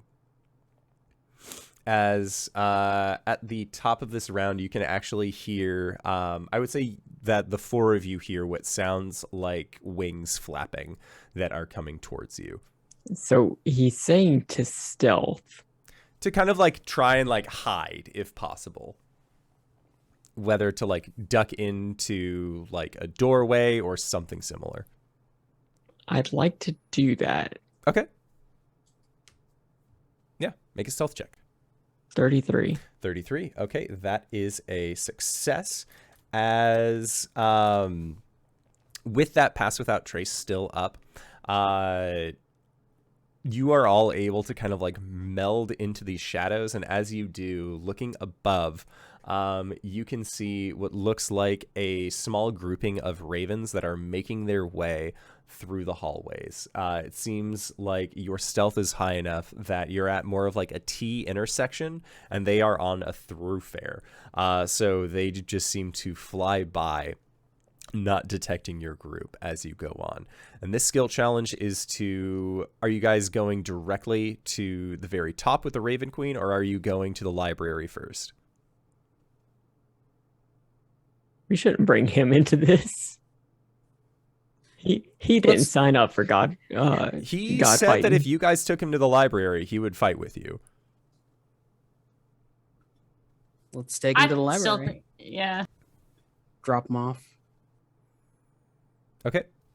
So then, accessing the thoroughfare, you begin to investigate around, I would say, and as you are looking around,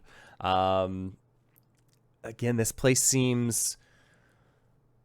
Caelum, to you, this place seems familiar. It seems like your hunch was right, that this is maybe not a exact replica of the castle, but it seems very similar. But as you are traversing, all of you see it's like a visual shift. Where it is this old dilapidated castle, you hear a high-pitched ringing noise that seems to stutter and pop as it looks like your field of vision actually shifts and changes, and then somehow it's not dilapidated. It's the same hallways, but there are strong banners along the side walls. There are actually what look like specters of people walking back and forth. It seems like this is a place that is caught in between. and then it pops back. Do I recognize some of these people? Yes and no. You recognize their visages, but you do not recognize their names. Just lifts the mask slightly and just rubs in between his eyes.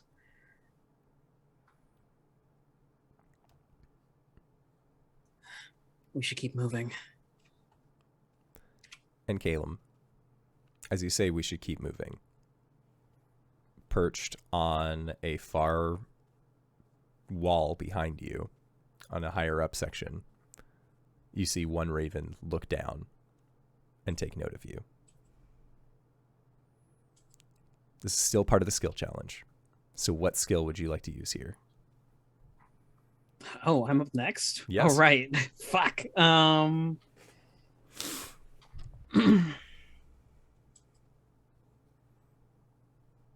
It cocks its head towards you, and if a raven could grin. Could I use a spell to give myself advantage on an athletics check? Sure. What spell? Haste. Okay. And what Caelum's going to do is basically use the hasted movement to get up to the bird and then kind of silence it. Okay. Yeah, make that check.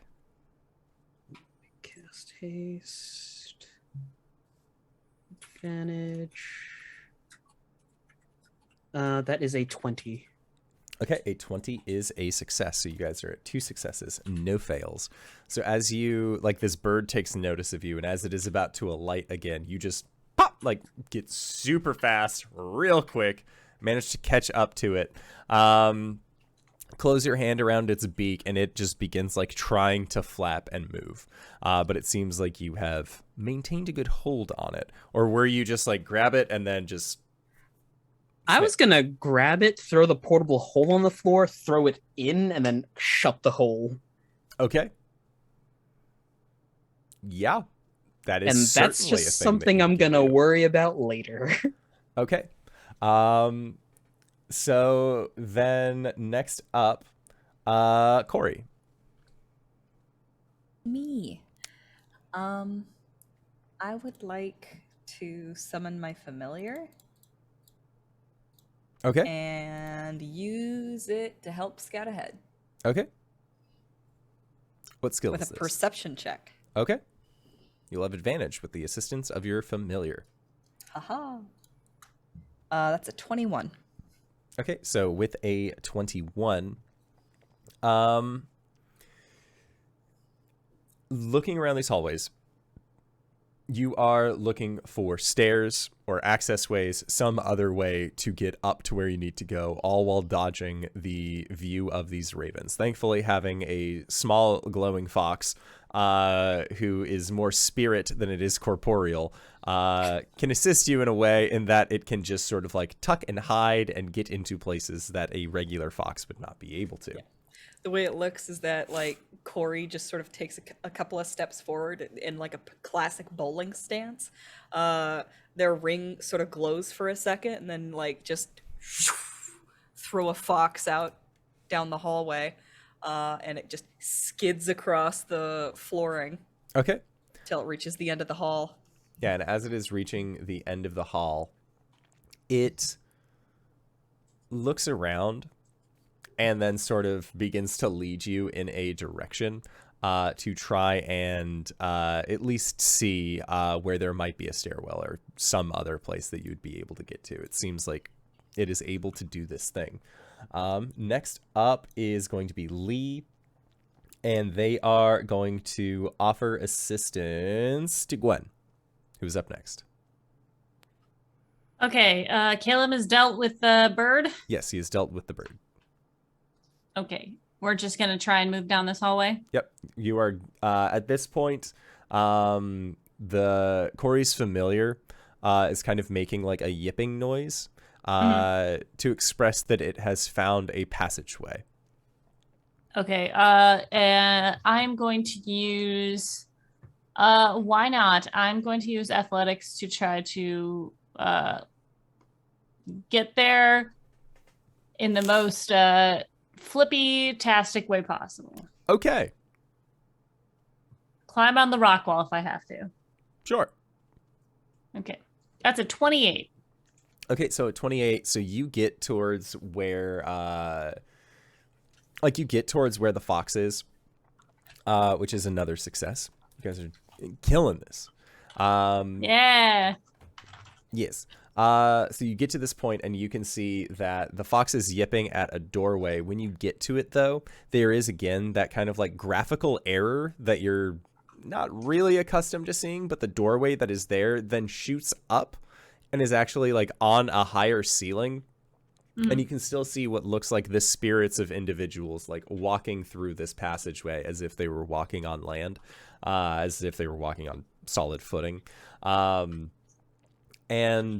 as you've described in a most fantastical way, you manage to begin like climbing up and you get to the top of this rung. As you do, you are able to throw down a rope to then assist your party going around to begin wrapping things together, or at least to tie it off.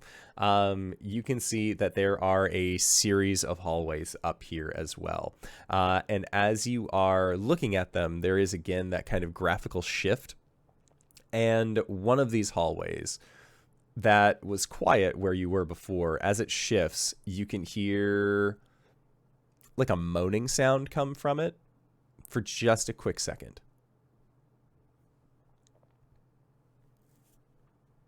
It's like more of a groan. Like a bad moan. Am I the only one who hears this? Up at this top vantage point, you are the only one who hears this. I don't know if anyone's looking at Gwen, but she kind of just goes, turning back, like concerned slowly. Okay. Yeah.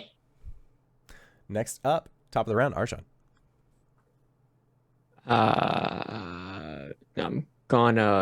I want to try and scout a little bit ahead. Okay. And see if I can find the library. Okay. I would like to use my 12 on the blood die to roll a 21 perception. Yeah, so 21 in perception. So scouting ahead, you know that the library, again, would be higher up. So if you want to get towards where the library would be, you would have to go a decent bit farther, at least from where your party is. But if you don't want to go too far, and just like scanning each of the rooms, entirely up to you. I am offering a 21 perception Okay. to the challenge. Sounds good. What I get is up to you. Sounds good. So you are like, you go up, meet up with Gwen, and you begin looking around as well, trying to determine where this library could possibly be. You hear that weird groaning sound, and like, groaning does not usually happen within a library. Beg to differ. So Y'all nasty. Final exams. Now we Sorry, know who the I'm real nasty. nasty This is was. my bad. My bad. I'm nasty. So yeah, you just like, that does not seem like where this thing would be. And going up onto the secondary floor, you realize that a lot of the passageways and doorways, the doors themselves are more, they don't look like they've been used. There isn't like the same kind of grooved in tracks that you see from doors being opened and shut. Instead, what you're seeing a lot more of is that above these doorways, there are, again, corvid-sized holes. Cyril seems to kind of just be like popping in, looking every once in a while, just more like trying to find stuff, but does not seem to really be enjoying themselves as much as they did when they were getting into the small little threads. So with your perception, what languages do you speak? Hoomst. Whom? Arjhan. Probably none that help here. Draconic, Common, Abyssal, and Infernal. Okay. I would say that yeah, like with this perception check, you would eventually see as the room kind of shifts between again, you can see what looks like a placard hanging along a wall that is written in Elven. You at least recognize the script. And it has an arrow pointing up and then another arrow pointing down to kind of denote what might be on either of these levels. Based off of your general understanding of lettering, as Caelum and Cori have taught you very basic phrases like "where is the bathroom," like that kind of thing. Like Spanish 101 level kind of things. Donde está la biblioteca? Damn it, beat me to it. Yeah. Like these are very like you recognize the word for library, and it seems like it is denoting that it is 2 levels above where you currently are. So you at least know generally where to head. Next up, Caelum. Looking around, we're alone in this hallway. That is correct. Cool. I think I'm gonna dip into history again, trying to tap into Corvain memories to help guide everyone. Okay.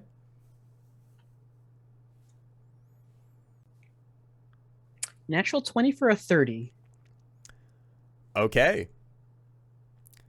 Caelum, you pause, you breathe in deep, and I would say there is a moment where as you breathe in and exhale, that same kind of graphical shift happens, but you are part of the shift this time. And your party members sees you as Corvain. You are not you as Caelum. There is like almost like a double layer over you, where you are just this older Shadarkai that not even a Shadarkai. You would have been more of like a high elf at that point. Your skin is flush, but you have like the same movements, but as you're moving, there is just like this after image of Corvain over you. I would say that they've seen this body before, kinda. When you pulled him drier. just a little bit drier, a little bit older when you like popped him out of the plane of negative energy. But standing before you all is this other elf, and like Lee's face, you see, has just this very intense look upon you as he is like looking at you, almost like his eyes shift from being the like kind of almost like a casual glance like to being a much more intense set. Like they kind of almost like shrink down as he looks at you with these gray eyes that he has. But then like he sort of like shakes his head a little bit, seeing like everything in here is a little bit fucky. But Caelum, you experiencing this, I would say know the exact way to the library. At least like going up sets of stairs, like you know the passageways, you know how to get to there, at least in some form or fashion. There's a moment where Caelum Corvain just runs a hand along the wall, almost like reminiscing. Stairs down the hall, 2 flights up. Yeah, and I would say that as you are running your hand along this wall, there is like a wave of energy that seems to course off of it, where when the graphical glitch hits again, there is just like where your hand had touched along the wall maintained one side. It maintained the classic castle, as it were, not this dilapidated newer version that you see. It looks like it has been holed up from what it was prior. Next up is Cori. And Cori, you know, 2 floors up. Okay. The last one I used was perception. I know 2 floors up. Athletics for stairs. So climbing up the first set of stairs, really not that big of an issue.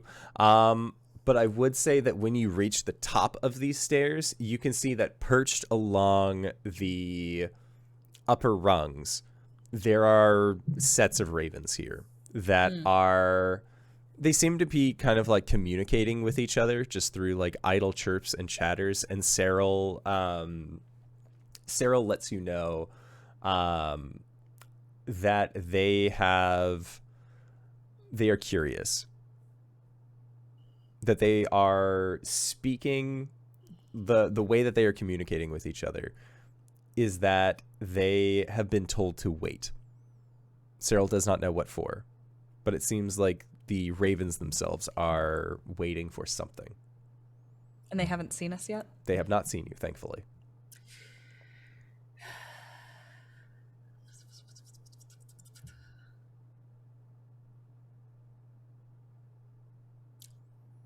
I would like to tell Cyril something to tell the ravens to distract them. Okay.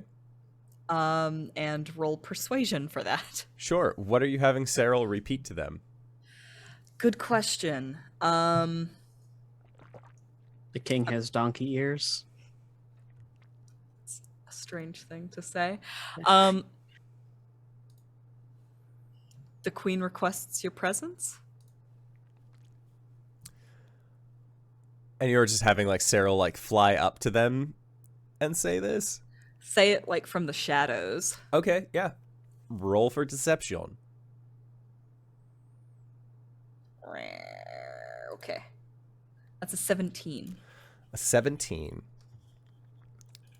So I would say that is the first failure. Okay. In this. Y'all have been rolling like above 20 this whole fucking time.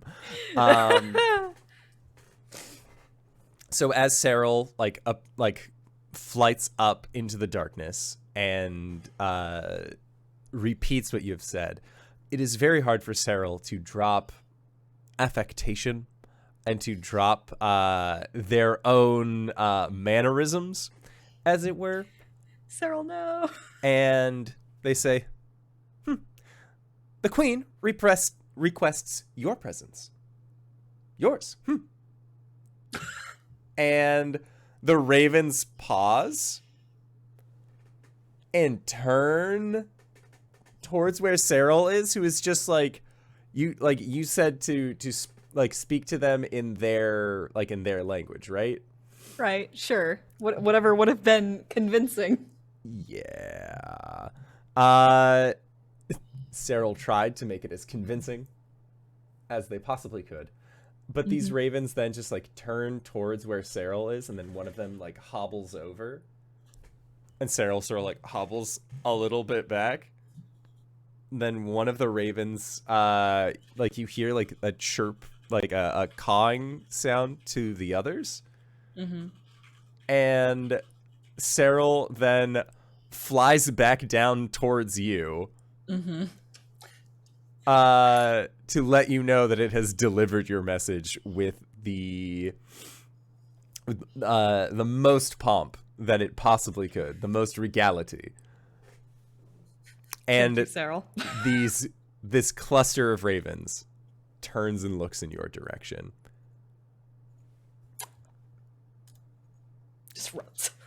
All right, so that is Cori. It is Lee's turn, and Lee is going to like grit his teeth. And you hear him mutter every fucking time. And he is going to offer his assistance to Gwen.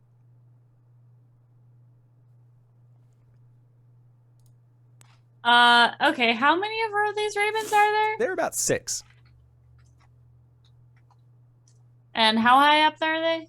They would be I want to say roughly about 40 feet tops. I'm not doing that. I'm not doing that, Caelum. Don't give me that face. Okie dokie.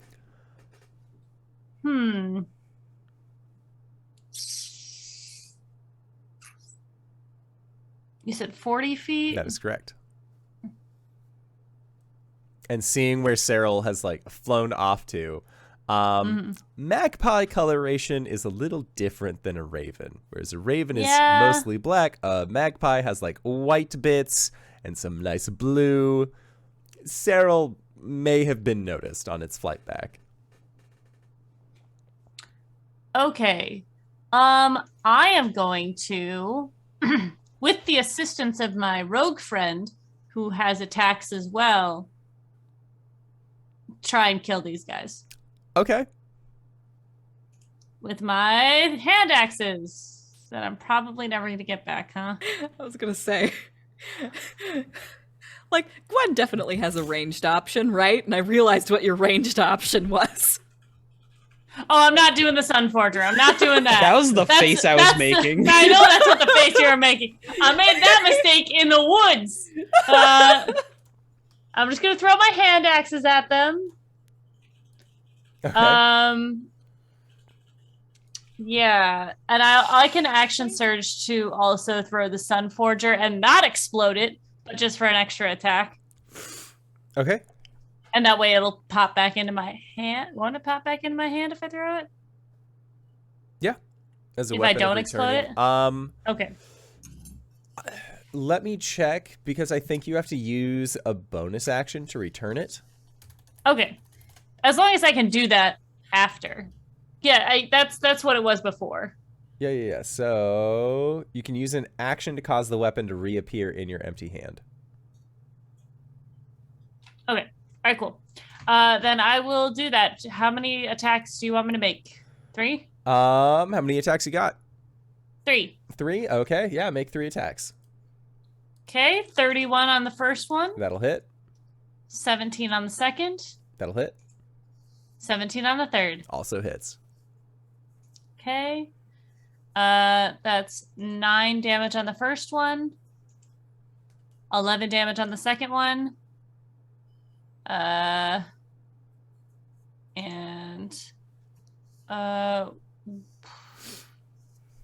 Either 7 or 10 damage on the third one. This is a one-handed throw, right? It Not is, a two-handed throw? All right, so 7 damage. Okay. So. And then I'm going to use the advantage to have him also throw daggers. Okay. Yeah, he has his dagger of returning. That you see he like takes from his hilt and just throws once. And the first attack that he does, because the ding-dang creature was not able to see him, takes 40 damage because sneak attack. As he is a thief rogue at level 17, they get the ability to make a extra attack on their first round. So he's just going to like throw. Okay, throw again.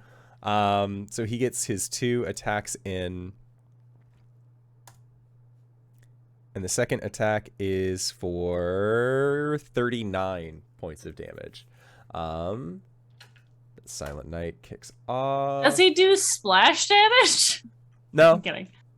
But the two that he throws his dagger into, you see 5 out of 6 revert back to standard Shadarkai, fall from their perches onto the ground. But 2 of them, it looks like where their mouths would be, like skin has grown over. Preventing them from being able to use any kind of verbal communication. And it seems like those were the 2 that Lee had thrown his knife into. So that was him's. So you just wanted to initiate combat with these individuals, right? Well, I wanted to take them out before they flew away with our information. Okay.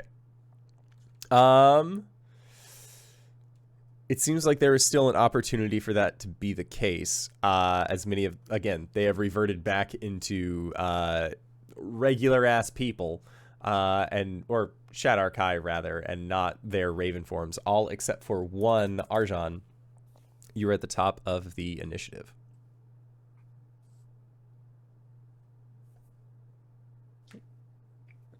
Can I sneak? You can. I would like to sneak.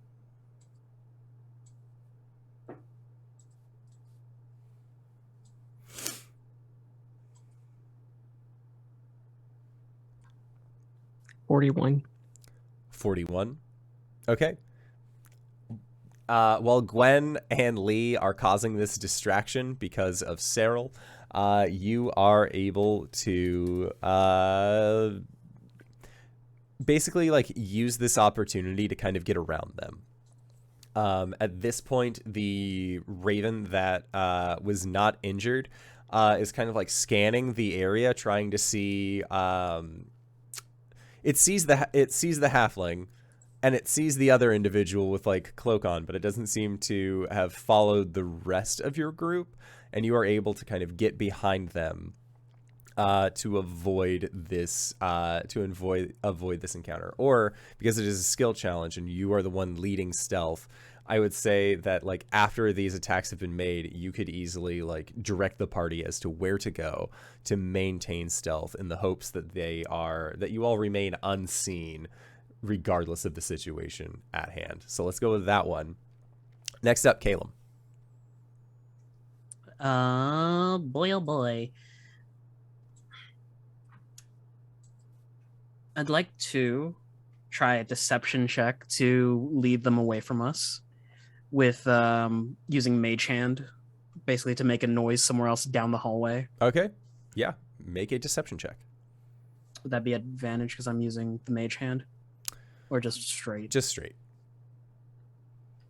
Oh boy. It's a 12. A 12.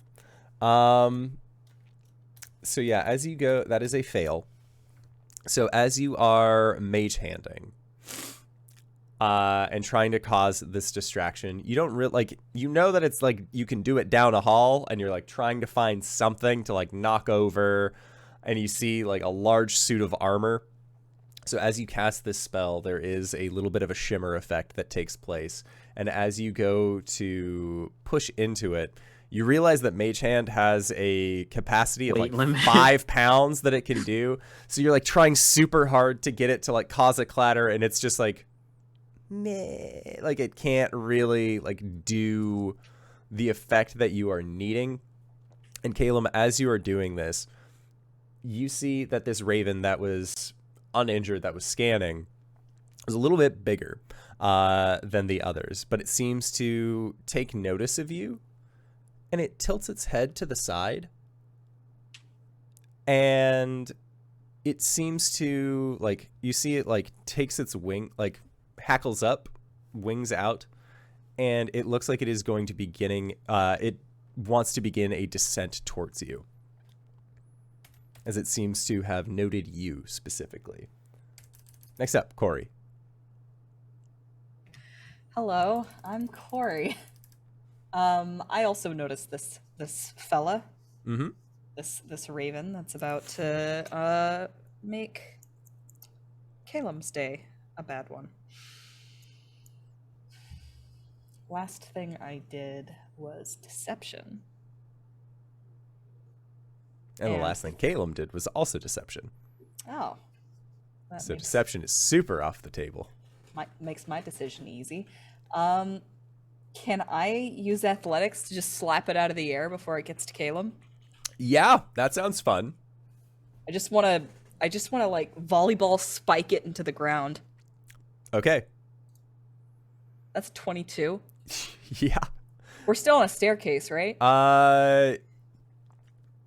This was at like the top of the stairwell, but if you are like waiting in the shadows as this thing come towards where Caelum is, just slap.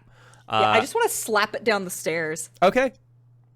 Yeah, so with a 22, large raven flies down. As it gets in front of you, Cori, just like all of my years of training have led me to this one moment. Wow, like just a straight dunk, like windmill slam this raven into the ground. As it does, you see that it begins to revert into a humanoid as it begins to tumble down the stairs. Yeah, I expected that. Excellent. I want to say that Cori like watches them go for a little bit, just like ooh, ooh, ooh. So he starts ushering Caelum away. I really hope that wasn't my mom.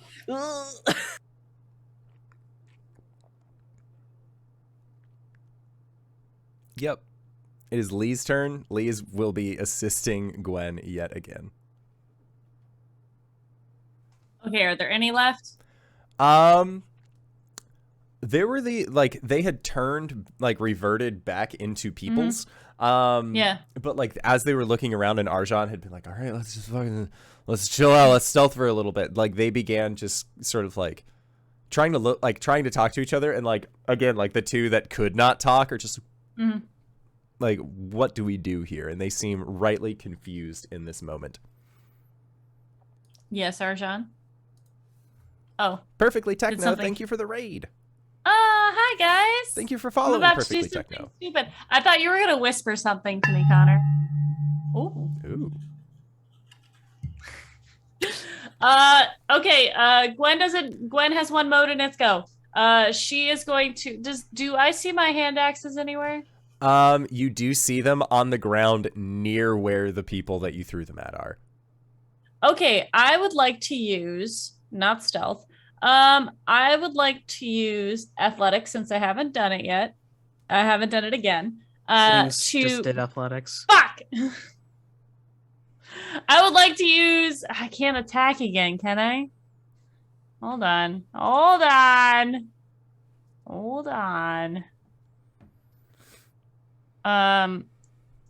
Can I rage? I mean, you could, and that would give you advantage on athletics checks. Which doesn't help me right now. I want to go take out the rest of them, so they can't go talking to their master. Okay. Is that cool? Yeah. Even though I attacked last time? Yeah. I'm fine Okay. with it. Gwen is going to sort of like a shadow in the night with this pass without a trace up. She's gonna like bounce off of a few things, pick up her axes, and then go for a double attack on the ones that are close. Yeah, make your attack. All right. 29 for the first one. Hits. 22 for the second. Hits. 18 damage on the first one. Okay. They turn to smoke. And 21 damage on the second. Also smoke. Gotta get that rage damage, am I right? And Lee, at this point, just like another dagger from, like, same dagger from the shadows, hits one of the ones that, like, mouth was sewn. You see them just smoke up. Are there any left? At this point, there are 2 left over. Gwen will just be in the shadows with her goggles, like shining in the light a little bit. Yeah, she has them pulled down, so all you see is the sheen. Yeah, like the predatory sheen going on. Yeah. Awesome. Excellent. All right, so that was Gwen with an attack. Next up, Arjhan.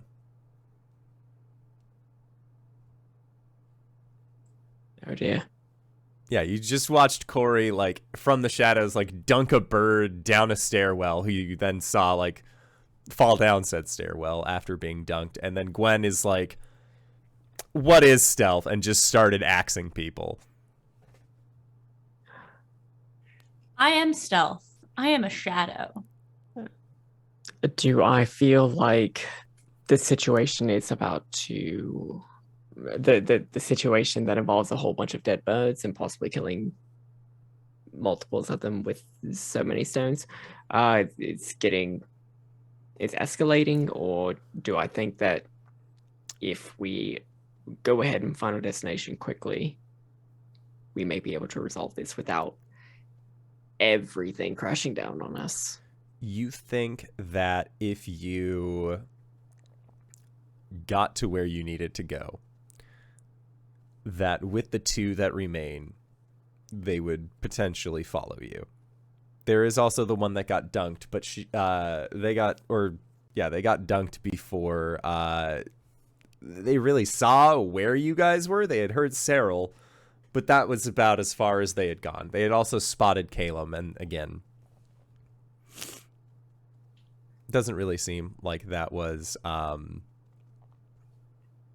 like they have, again, like since fallen down said stairwell, so you could backtrack and go to them. But other than that, there are just the 2 remaining, or the 2 remaining ones that are in this hallway that Gwen and Lee have not taken care of. I'll make sure that we are not followed. Okay. I am hidden. Stealthy. Well, I am going to make sure that we're not followed. I'm hidden. I would like this to translate into advantage on an attack. Okay. Sounds good. Yeah. Comes through. 34. 34 hits. Do I do damage?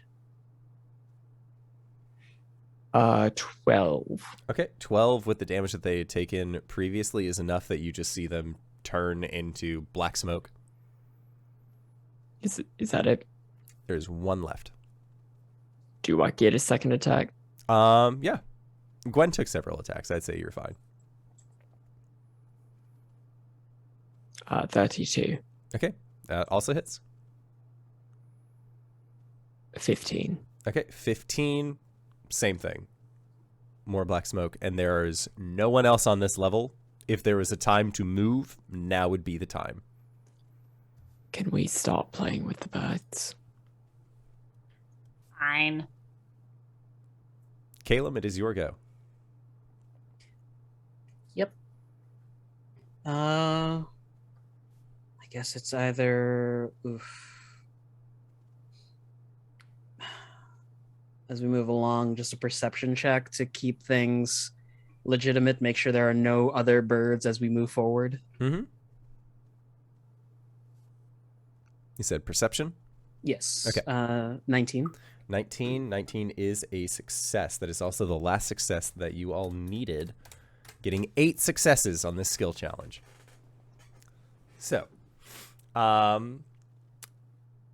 as you are looking around, making sure that there are no birds, you know that you only have 1 floor left before you reach the library. As you get up to that next floor, you can see that at this point it looks like the ravens have left for whatever reason. You see like one of their perches like swings a little bit and then just kind of comes to a stop. It looks like they were there previously, but they are not there now. But you also see the doors to this library, the library that you know. As you approach it, and Lee is by your side at this point, he goes up to the lock and he begins to try and touch it to get in.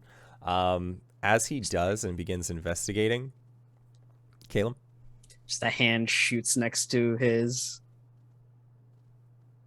I'm gonna dispel magic first, just in case. He nods. Cast dispel magic on the door to make sure alarms and magical locks are suppressed. Okay. Sounds good. And as you do this, Lee then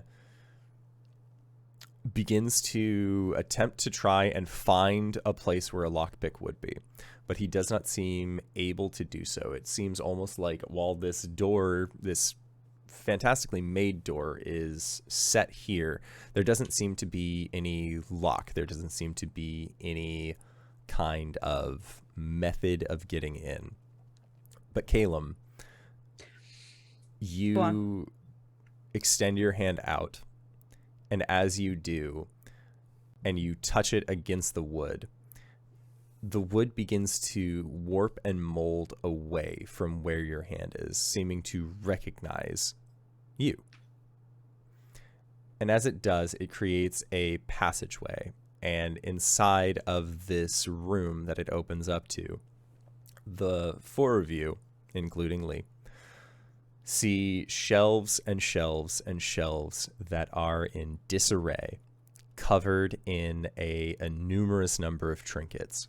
And as you are looking around, Lee stares around and then is looking, and then his head just stops in a moment and he begins walking forward. Cori, make a wisdom save. Oh no. Okay. And Caelum, I need you to make a wisdom save as well. 20. I got a 19. Okay, so Caelum, you feel a draw to something in this place that, as Lee described, when you arrive in the library, when you arrive in this vault, you will know your thing. You will know what has been taken from you, even if you do not remember it. Cori, you feel that draw, but there is such a sense of longing and loss, like an entire lifetime's worth of sorrow is pulling you in a direction. And it's not one lifetime, it's several. There were things that the Raven Queen had taken from you every single time that you had died.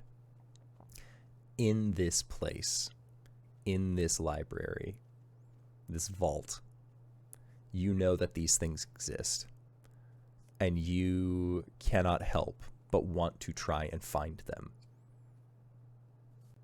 And you feel your feet moving before you can really put two and two together as to what is happening as you begin to go over to a pile of what looks like trinkets placed up against a shelf. Likewise, Lee is furiously going through one of these piles quickly, just trying to find anything. Caelum, you have that same draw, but as you look, you see that along one of these shelves, there are what looks like a small house that is made as a replica model.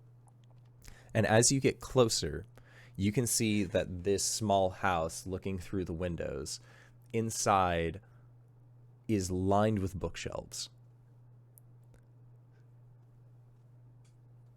There are so many books here in this small container. And you remember leaving the door to Saloon's library open. And in this small model is all of those things that the Raven Queen had taken. And as you reach up to touch it, it begins to glow with a almost cosmic purple light that then glows a bright white and then vanishes as it seems to take itself into your hand. Arjhan and Gwen, the two of you have never had anything taken from you by the Raven Queen. You got into this vault, the door closed behind you, and then your three friends with a variety of elven lineage all just seem to have these moments of just stuff. And at this point, Cyril, who is with you, Cori, is flying out and just kid in a candy store. There are so many trinkets and things for them to just beak on and try and pick up in their talons. Is Are you those okay? for you? Do you say this to Cyril? Yes. And Cyril says, all shiny things belong to Cyril. I will kill you. And when you say this, Cyril, eyes wide, flies over to where Cori is and just buries themselves into your side pouch.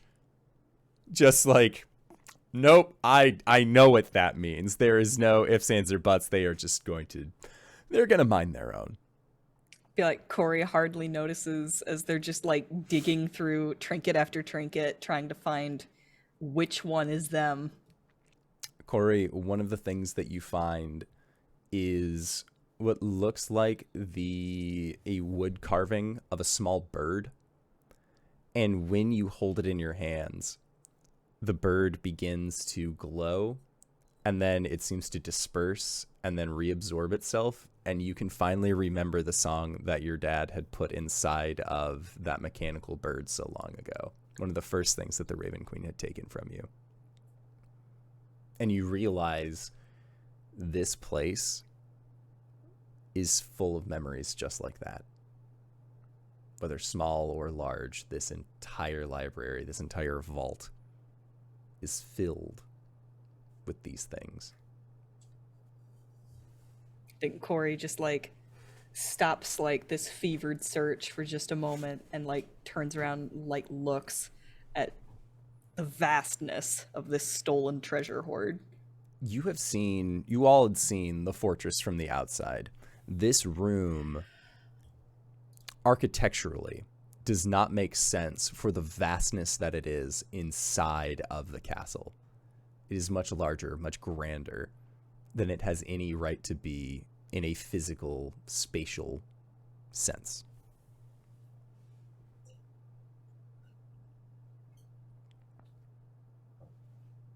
Are you two okay over there? To Les and Cori, or Lee and Cori? I don't know, are we? Les is... You just hear him, no, as he's like moving through things and like gets to the bottom of a pile and then like looks over at like a it's like it's like a ledge that has more stuff on it, and you just see he like climbs up and then just begins rooting through things, and you just hear him say, I know it's here, it has to be here. And Cori, with your 19,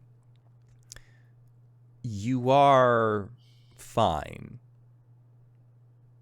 And you know that you will be a lot more fine when the things that were taken from you are returned. And you still feel that draw, not just on this pile now, but looking at near the ledge where Lee is, you can see that there is it's like a nice oaken display cabinet. And inside of it, there are 5 prize-looking baubles.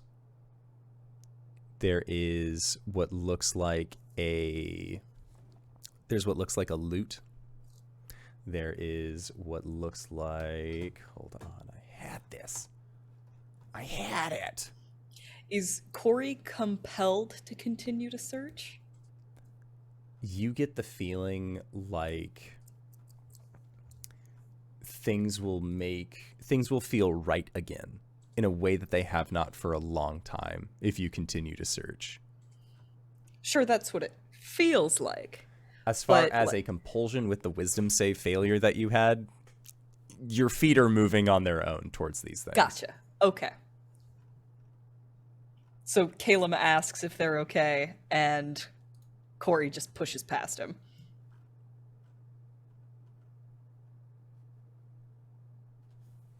Right. Caelum walks back to the door, puts a hand on it to close it, to make sure it just closed after you all had entered in by itself. Turning to the remaining 2 party members, we might be here a while. Should we be looking for something?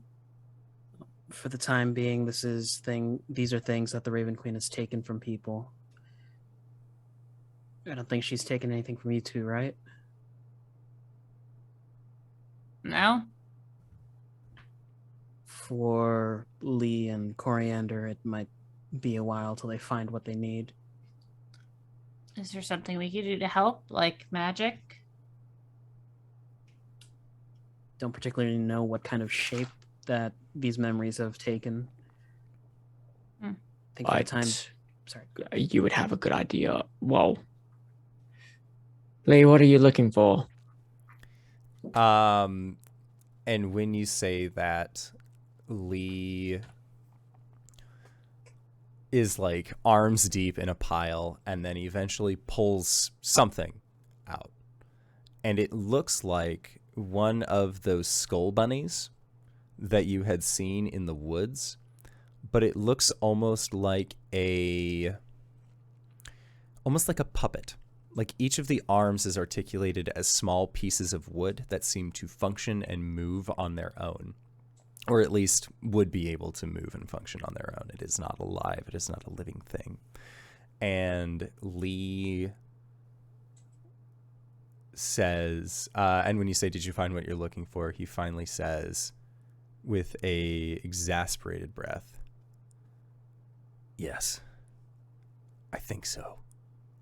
And as he says that, this doll begins to glow and then dissipate. And as it does, he stands there looking at the place in his palm where the thing was missing, and he is silent as his arm falls to his side.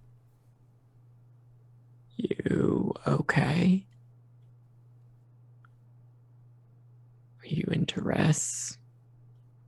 And his head sort of like slacks back a little bit. Is this a trap? Is this a trap? Is this a trap, guys? Is this a trap? That's never a good thing. I want to say that Cori is still like making their way to that china cabinet, just muttering to themselves, "They were gone. They were gone, but they're here," and like reaching for it.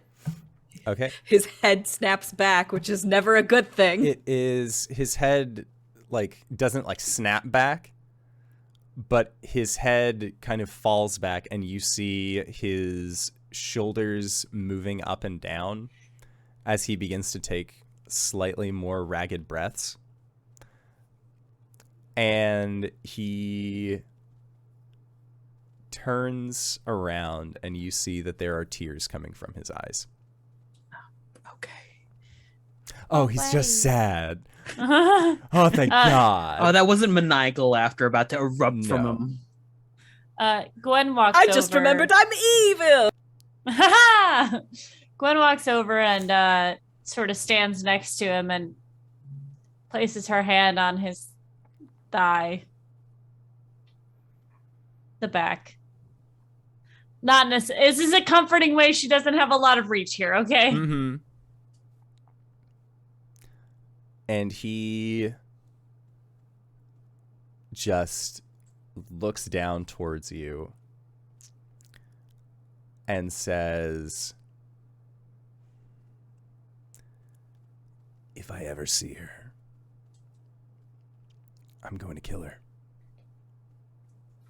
About that. No. Well, all right, Lee, it's time to close you in on the loop.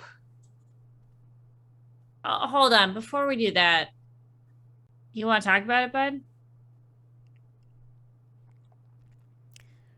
My mother abandoned me. Oh.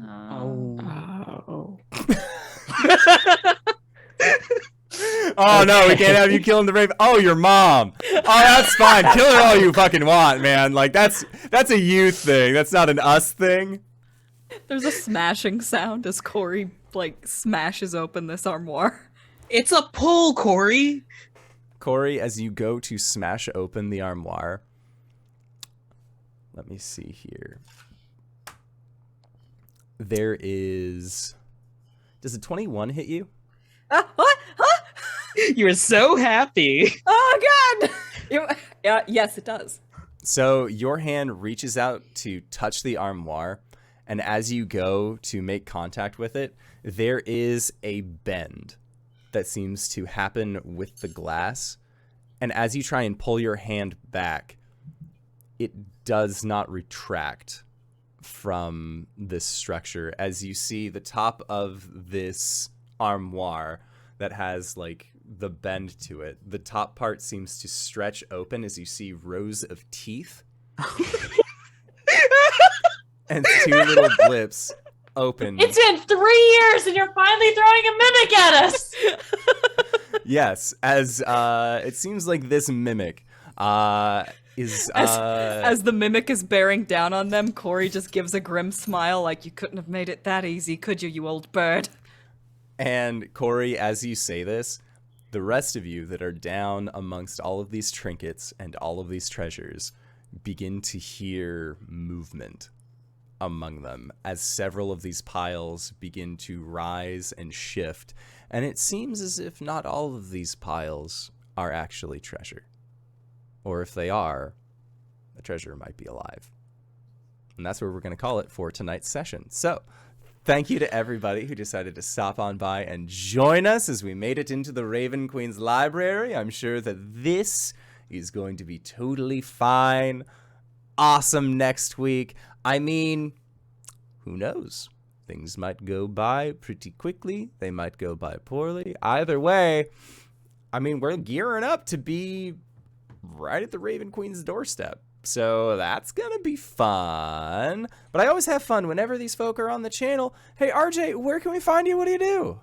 Hey everybody, I'm RJ, and you can catch me at RJustice282 on Twitter and Twitch, where I'll be tweeting about how it's been 3 years and we're finally getting a fucking mimic. Whew. You can catch me here on Mondays for, of course, the Homebrew campaign. Also on Sundays coming up for our Witchlight campaign. I'm playing a Amethyst Dragonborn named Vice. It's gonna be fun. He's a dragonborn? Don't worry about it. Sorry. Yeah. You can catch me on Thursdays. Well, next Thursday, not this Thursday because it's Thanksgiving, over at GGK, where we're going to be doing some weird world building with the Quiet Year for our Urban Shadows / Good Society campaign. We've mashed up some rules, so it's going to be great.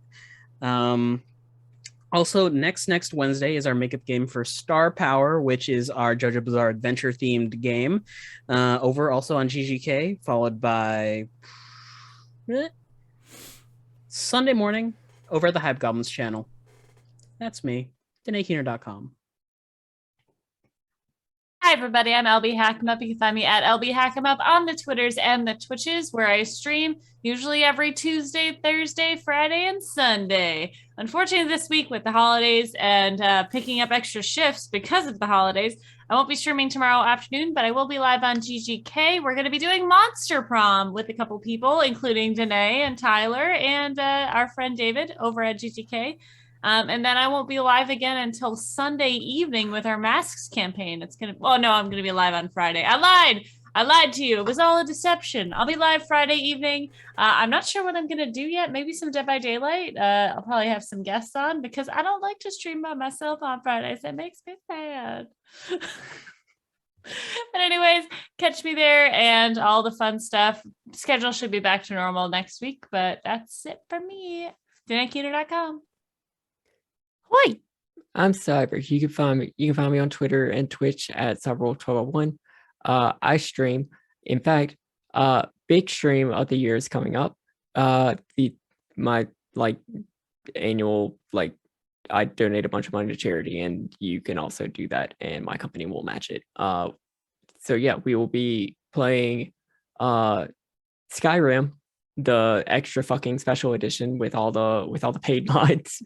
On Saturday, December 4th, the first Saturday of the year, 7 p.m. Central Time, and all of the donos will be forwarded and matched, and they'll be forwarded to the Wolf Conservation Center of New York, Critical Role Foundation, and Code College, which is a Austin nonprofit that helps teach or helps underprivileged and underrepresented communities in Austin learn coding and help develop that career track to college. We'll be splitting all the donos across all three of them, and like I said, they're all going to be matched. And I'm going to be playing Skyrim. If you donate enough money, I will read the Lusty Argonian Maid. If you donate even more money, I will read the Sultry Argonian Bard.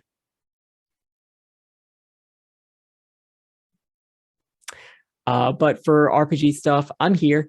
You already found me. You already found us. Good for you.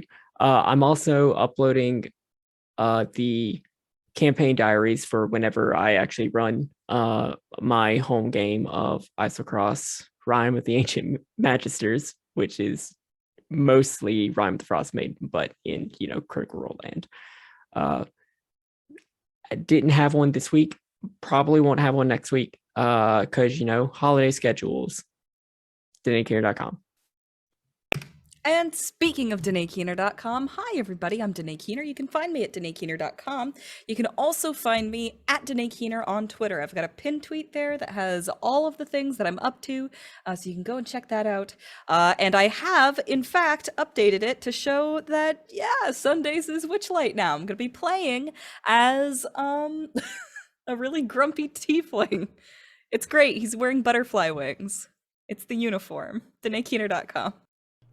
And if you've made it this far, you probably already know who I am. But if you don't, hey, Acorns, what's up? It's me, your buddy, your pal, your friend, the Indoor Adventurer, the showrunner here at twitch.tv/Indoor Adventures.